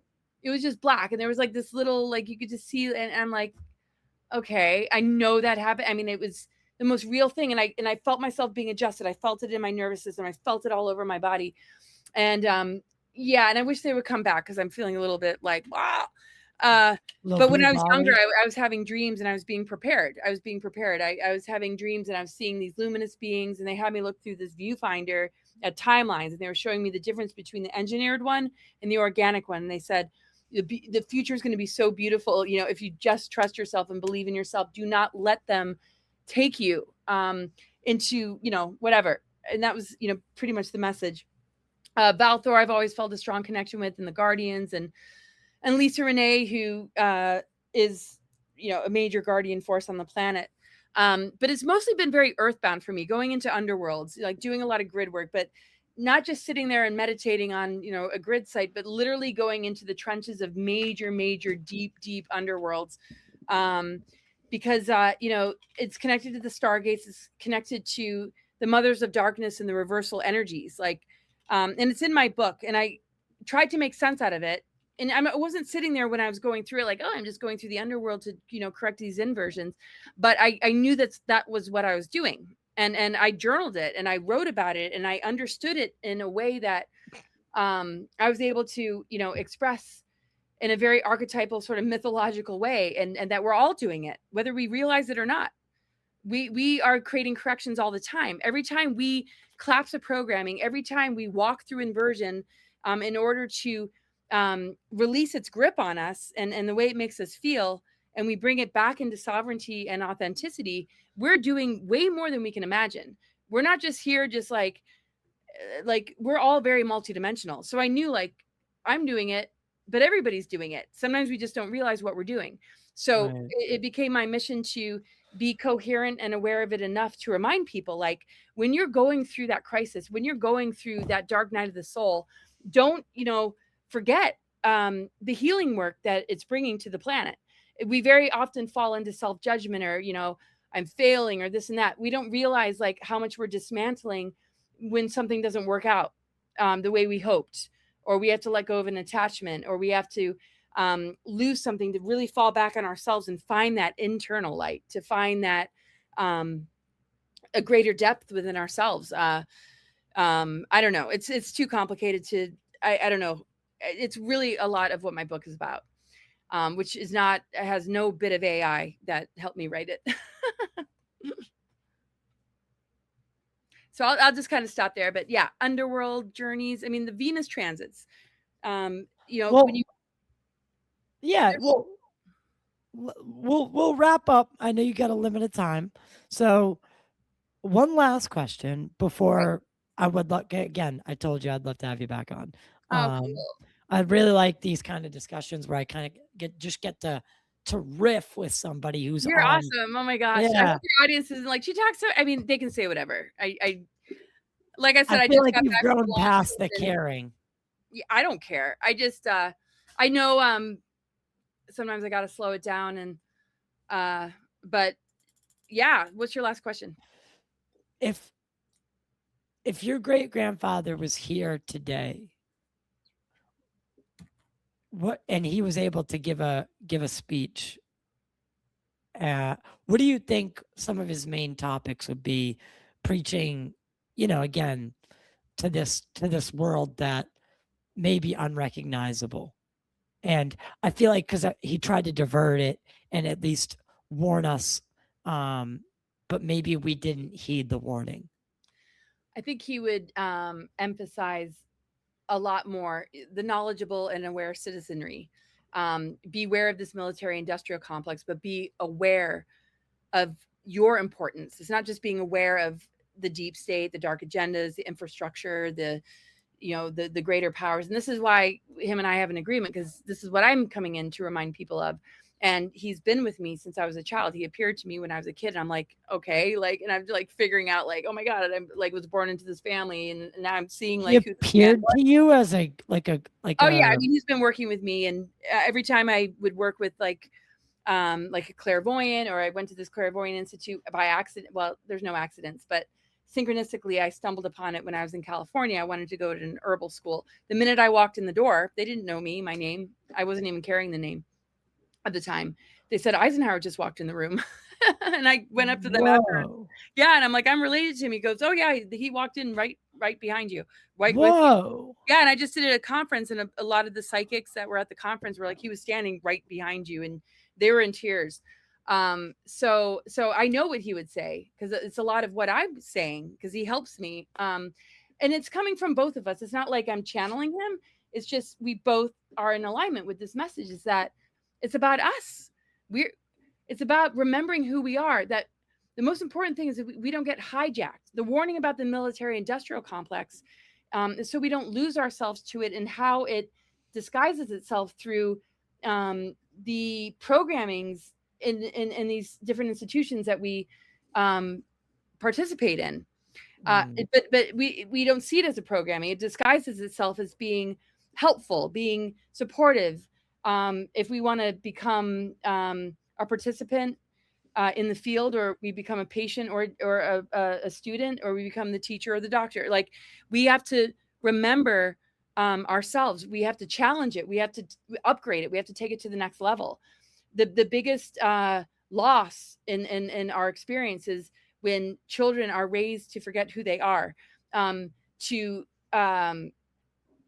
think that being silenced is because they're wrong, or what they saw isn't really real. It's in their invalid, right? Else is smarter, that they need to learn from that instructor or outer authority. We need to guide our children to realize that you're the leaders of the future. You came in with very unique knowledge and wisdom and experience that we need to understand in order to assist you in being the best version of yourself instead of being indoctrinated and being controlled and having your gifts and abilities used to steer a narrative that you are convinced is a good idea. So the most important thing that we remember is that every single one of us counts. It's not about a hierarchical governmental system. It's about each of us, realizing our worth and value, and that it's not up to just one person. It's not up to a chosen race. We all are chosen, and the true chosen ones are all of us. But we have to embody the love and wisdom to like be that force in the world. It's not that anybody is chosen. It's all of us are chosen to remember. And when we do, and we embody it, then we come together and recognize that we're a galactic and earthly family. And we begin to open up to the larger landscape of it all. What's not chosen is hatred, division, so all these race wars and root races being pit against each other is so that we're all in this battle of who's superior, who should be in charge, who's the biggest victim. Also, we have to remember every single one of us counts, and the true chosen one is just the embodiment of love and wisdom, and every single person has access to it. And it's not love and wisdom; it's just love and wisdom. It's your authenticity, your own unique intelligence. There are many different forms of intelligence, and the society is only targeted particular types. So anyway, I'm probably not saying it like to the degree that he'd say it much better than me, but that it's not outside of you. It's not some leader. It's not some chosen group. It's not, anything like that. You don't have to wait for it. You have to go grab it. Exactly. And that, you're just as important and as divine and as special and as, like much a part of this as anybody, as anything that you might have given your power away to. Let yourself be reminded that it might help you to a certain degree, The but spark is in us all. Yeah, don't be so dependent on it that you forget yourself. Maybe it'll help you to a certain degree, but if it doesn't help you to remember who you are, then be on that quest for self-remembrance, and just know that everything in our life that we experience is designed to bring us to that. And anything that tries to define it for you, definitely question. Raise that red flag should be raising if someone's telling you I got the whole picture. Yeah, and like a doctor is saying, you have this disease, this is how long you're going to live, and this is what it's going to look like. You need to take this drug. If it doesn't feel right, trust yourself. You are built with the instincts, the intuition, and the higher self connection to know how to manage every single thing that comes along your path. But because it's so difficult to take the time to really feel into it, make sure to work with people that support that and nurture it and want to help empower it. And anybody that is pulling you further away from yourself, just walk the other way. There are plenty that will guide you to that remembrance, or you will find it yourself no matter what. Every single one of us counts. And that's the beauty of this creation, is that we're born at different times of the planetary alignments, healing its own planetary system. We all carry pieces of this system repairing itself. The hijacking is so we miss the opportunity, and we hand it to them. And when we hand it to them, they become that consistent hierarchy that draws us further and further into transhumanism, into enslavement, and into losing our soul matrix to the point where we become grays or EBEs, and we're not even human anymore. So remember that every challenge in life, every disease is an opportunity to get closer to home. It'll guide you back. Because your body is simply saying that something's wrong with that program, instead of handing it over to somebody to get you further entrenched in losing your soul and your remembrance. So the very thing that is weaponizing our awakening can also remind us to what do people say that these Draco or these a lot of people I think say reptilian as well. Are those similar? Like, what do these things look like, or what do people describe them as looking like? Dracos are, a specific type of reptilian, and you got your white Draco, you've got your, Dracos with the snake-looking eyes and shape-shifting humans that some might say, oh, that can't be real. David Icke has talked about it, but Do survivors really see that? Not every survivor has, and many have. So Anunnaki are like basically reptilian hybrids. So, And the for Black Suns those are who Draco. don't know, Black Sun agenda is connected to the Draco, and they run or rule many, many different planets and races. I don't know what so they look like because I never really, right, not right, right. I don't. I mean, they But the look like Anunnaki, but the mhm. Anunnaki, you're saying the Anunnaki. So, and for anyone who doesn't know, this is the ancient Sumerian. This is like the first creation story from ancient Sumer, the cradle of civilization, at Right, and least. it's not the first creation story. They want it to Right, be right. Yeah. right, right. But Yeah. well, Well, that there's many what we're different taught in seedings of humans. school is So different seedings of humans comes with different origin stories, right? So if you have like the Anunnaki and the manipulation of DNA or how they claim to have upgraded like the homino, there's a lot more history before all of that.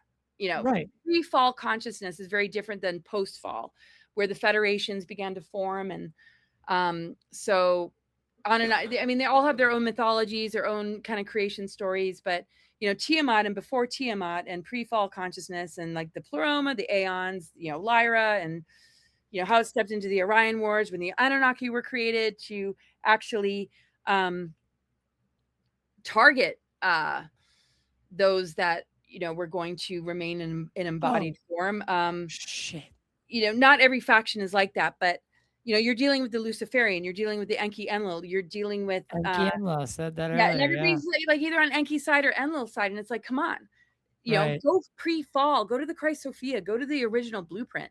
Mm, There are different levels of these entities and energies similar to Thoth.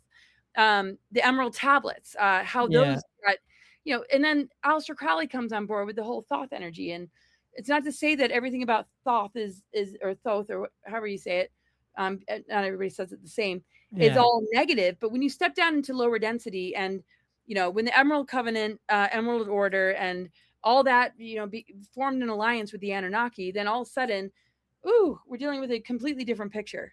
Right. So Wow. I guess what I'm trying to say is, yeah, reptilians. I mean, the Anunnaki basically commissioned the reptilians. Um, they Thus formed an we're alliance. created in their image. Yeah, I mean, they formed an alliance. It's just, I mean, There's a lot. So you maybe have to just kind of we're like gonna have to go listen through to all this of and this. see what it triggers in them to find, a resonance within themselves to kind of define all this.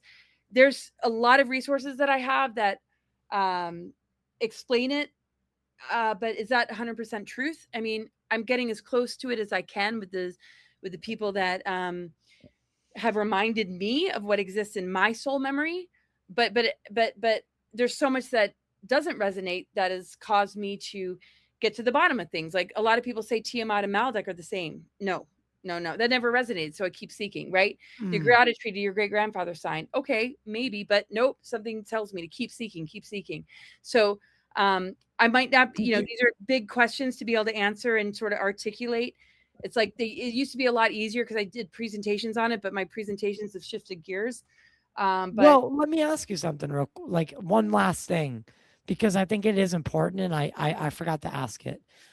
Do you think guys like Corey Good were sent in to muddy the waters when it comes to things like the secret space program? Because that is all in the UFO community, the secret space program has become like a dirty word.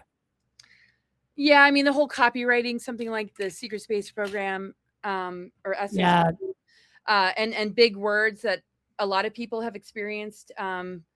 That's yeah, I'm like, that doesn't make any sense. Or he wants to be in charge of all that. I mean, I got to know him. I got to know him, and it seemed to be, um, you know, him sharing his story, just like a lot of people.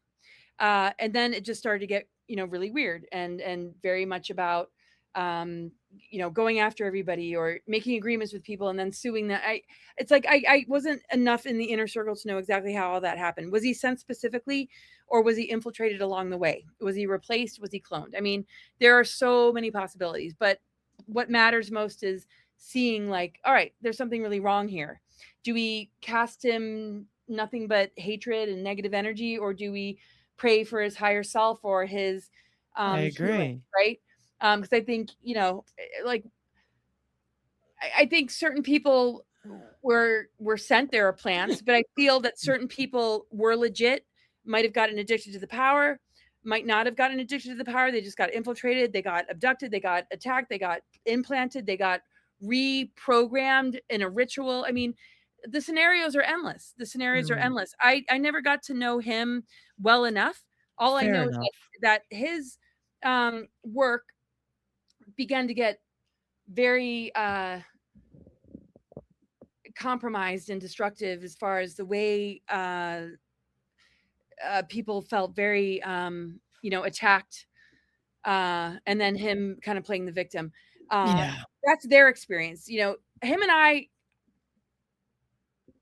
we've kept a decent rapport. We stopped talking for a couple of years, and then we got back in touch, and I just hold love and forgiveness, and I hold space for people's healing, and I just know that we're in a war, and let's cut each other slack and realize that people are used and weaponized. That's a I think good he message. provided some very, very important information, but when it starts to go sour, it starts to get weird, pull the attention back on yourself and just pray for that person, and That's distance yourself, and don't get hooked into the drama, because that's what they would be using him to do. that's a that's one of the most that was really well said. Really, again, forgiveness is uh, something that I think the world needs a little bit more of People right are now. traumatized. He's in pain. I mean, God only knows he Empathy. acted out of pain and he acted out of trauma. We're dealing with people that were tortured and abducted and used, and we expect them to be on these pillars of, just guidance for humanity and helping with disclosure. They're going to fall into, traps, and we need to step back and not put them on such a pedestal to begin with. And the thing is, people that are fractured and traumatized can sometimes get addicted to power because they've never felt love before. They've never gotten attention before. Who knows? Or they were infiltrated to create divide and conquer. The point is, just like David Wilcock's death, a lot of people act like they know, but do they really know? So the best we can do is just to wish that soul a healing, a journey that helps them to be okay, to be at peace, to find themselves, to That's very well said. I mean, I don't know, Very I'm well not said. very well said right now, but No, no, no. That was actually really well said. That was good. it shows you're like actually genuine because I think a lot of people, you know, have taken that whole scenario and distance themselves. And it's this weird dichotomy in the UFO community that if something like if something happens to a person, right? If something comes out or a situation like Corey Good, let's use as just an example. They write you off immediately because they don't want to have any chinks in their armor. They're so afraid of their own credibility being um attacked or challenged by association, and they get very defensive, and I think it's created this really weird echo chamber of almost a gatekeeping effect as well, in the UFO community, and it's a sad thing to see. I'm not saying what Corey did was right or that anything of that nature is any of it's right, because again I don't know a really ton about it, but what I do know is the lasting impression it left, and Yeah, it's no, it's burned interesting. relationships. Oh, no, it's horrible. But that's where more group conversations Think should come about. More like, okay, if we're gonna bring attention on it, let's kind of see where. I mean, I think people gave their power way too much. They got really addicted to like the intensity of all this hidden information coming to light. I feel people made him, famous. And people love a scandal, whether they Yeah, want to believe it and or not. yeah, and like he has kids and he has dealt with abductions and he is being taken into these experiences. What if he was replaced and he was giving these memories?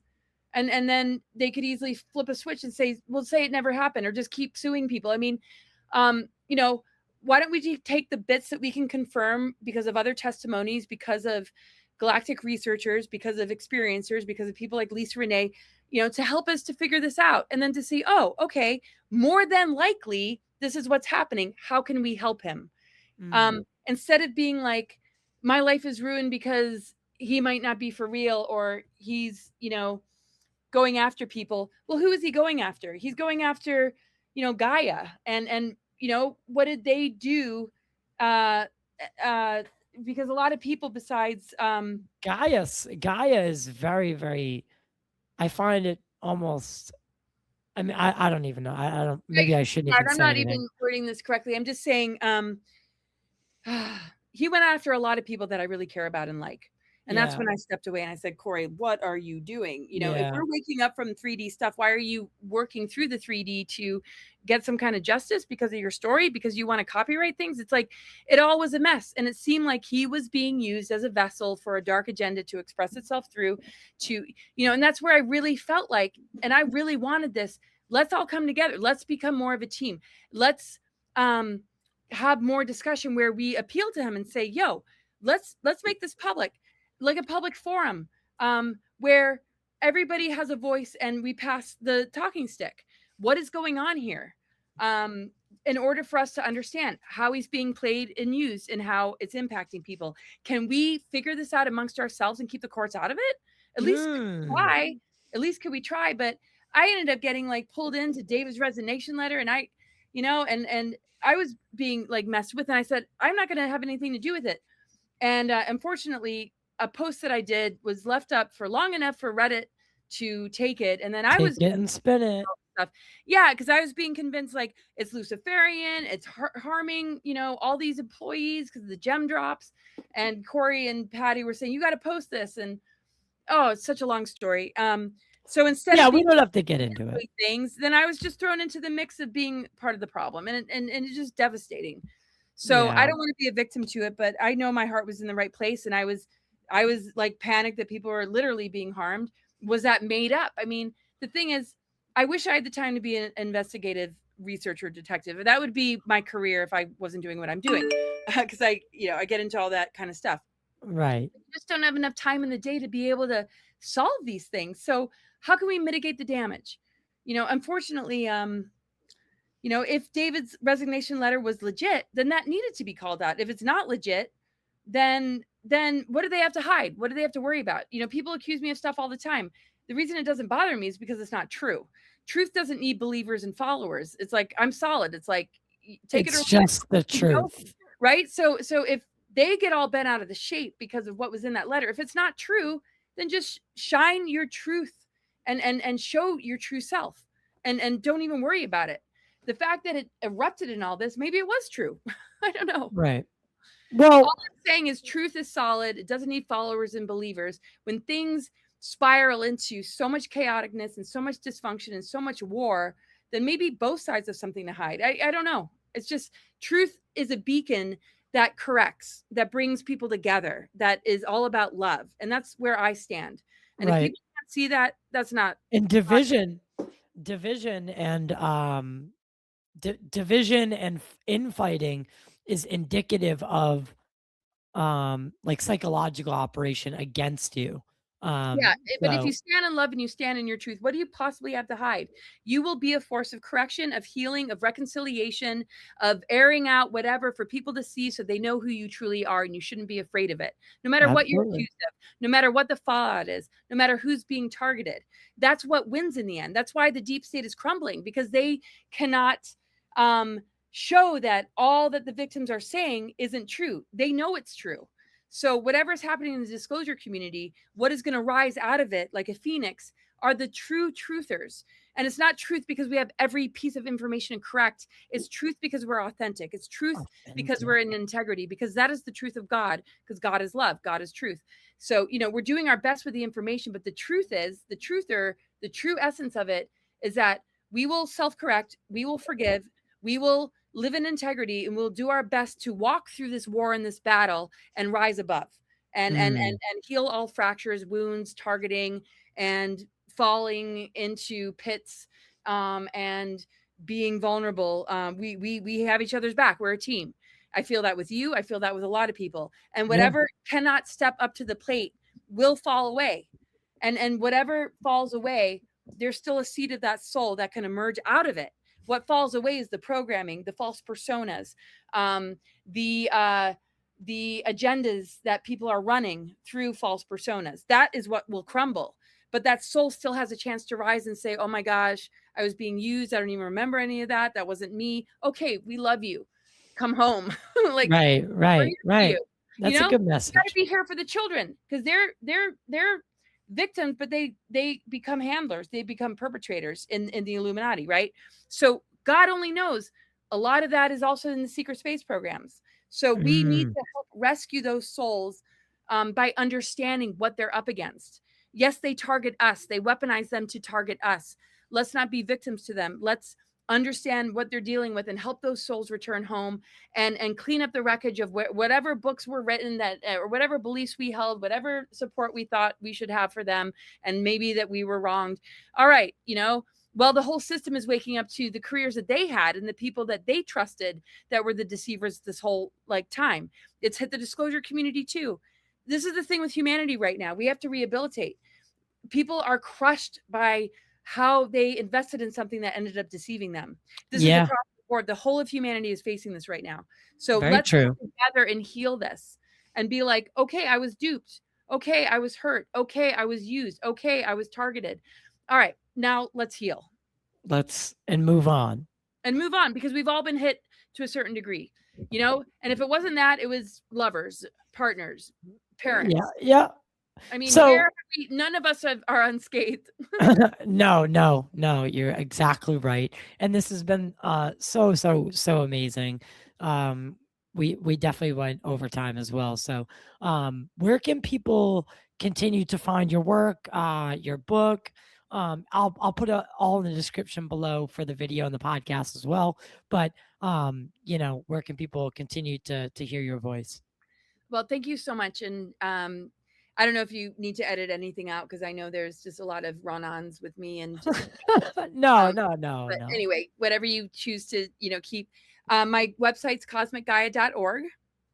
And most of my social media links are on the homepage.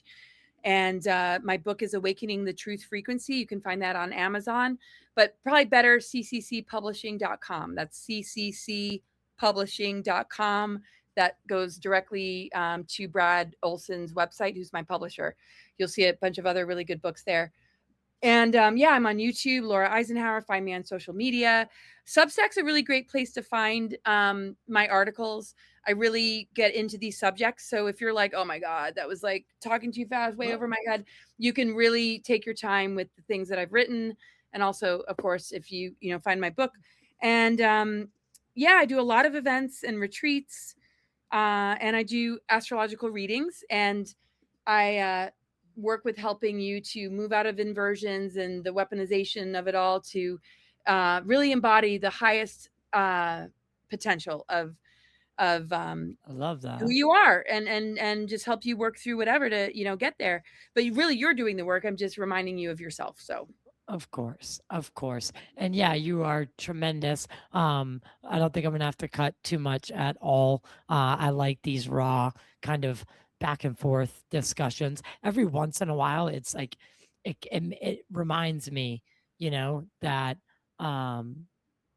it just it allows me to tap into something, right? And kind of try to go tit for tat. And I truly believe that the people you surround yourself with, they make or break you. And again, if you're surrounding yourself with energy vampires and people that just want to continue to either see you stagnate or stoop to their level, you're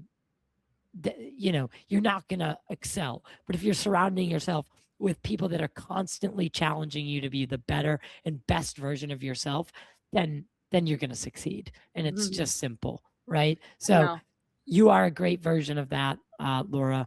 You have such an aura about you. And again, I would love to have you back and we'll have a discussion. So let's help facilitate that. Thank you so much. That. You're amazing. It's so wonderful to talk with you. I've really enjoyed getting to know you, and I look forward to getting to know you more and just hearing more about, your path and what you've discovered. And so I'm glad it was conversational, but I still want to, get to know you more. So thank you. Absolutely. Really, it's been great. And thank you, audience, for checking it out. And thank you guys so much. Like she said, thank you, audience. We wouldn't do it without you. Honestly, the ratings and all that stuff got reset. So we are asking if you can rate and review the show on the podcast platforms. Now that we switched to RSS feed, it reset. So that sucks, but it was a price I had to pay. And yeah, like, share, subscribe. It's the best way you can help us get seen by a broader audience. Keep the lights on literally and keep flying people in. Also doing these remote conversations with some folks is still happening. We're in like a hybrid phase, but help support the show. And it's free. You have your phone in your hand already. Don't act like it's going anywhere. Take 20 seconds and share the video with your friends and family. The Grays, I don't discriminate. And we'll see you guys next time. Stay humble, stay kind, and stay vigilant.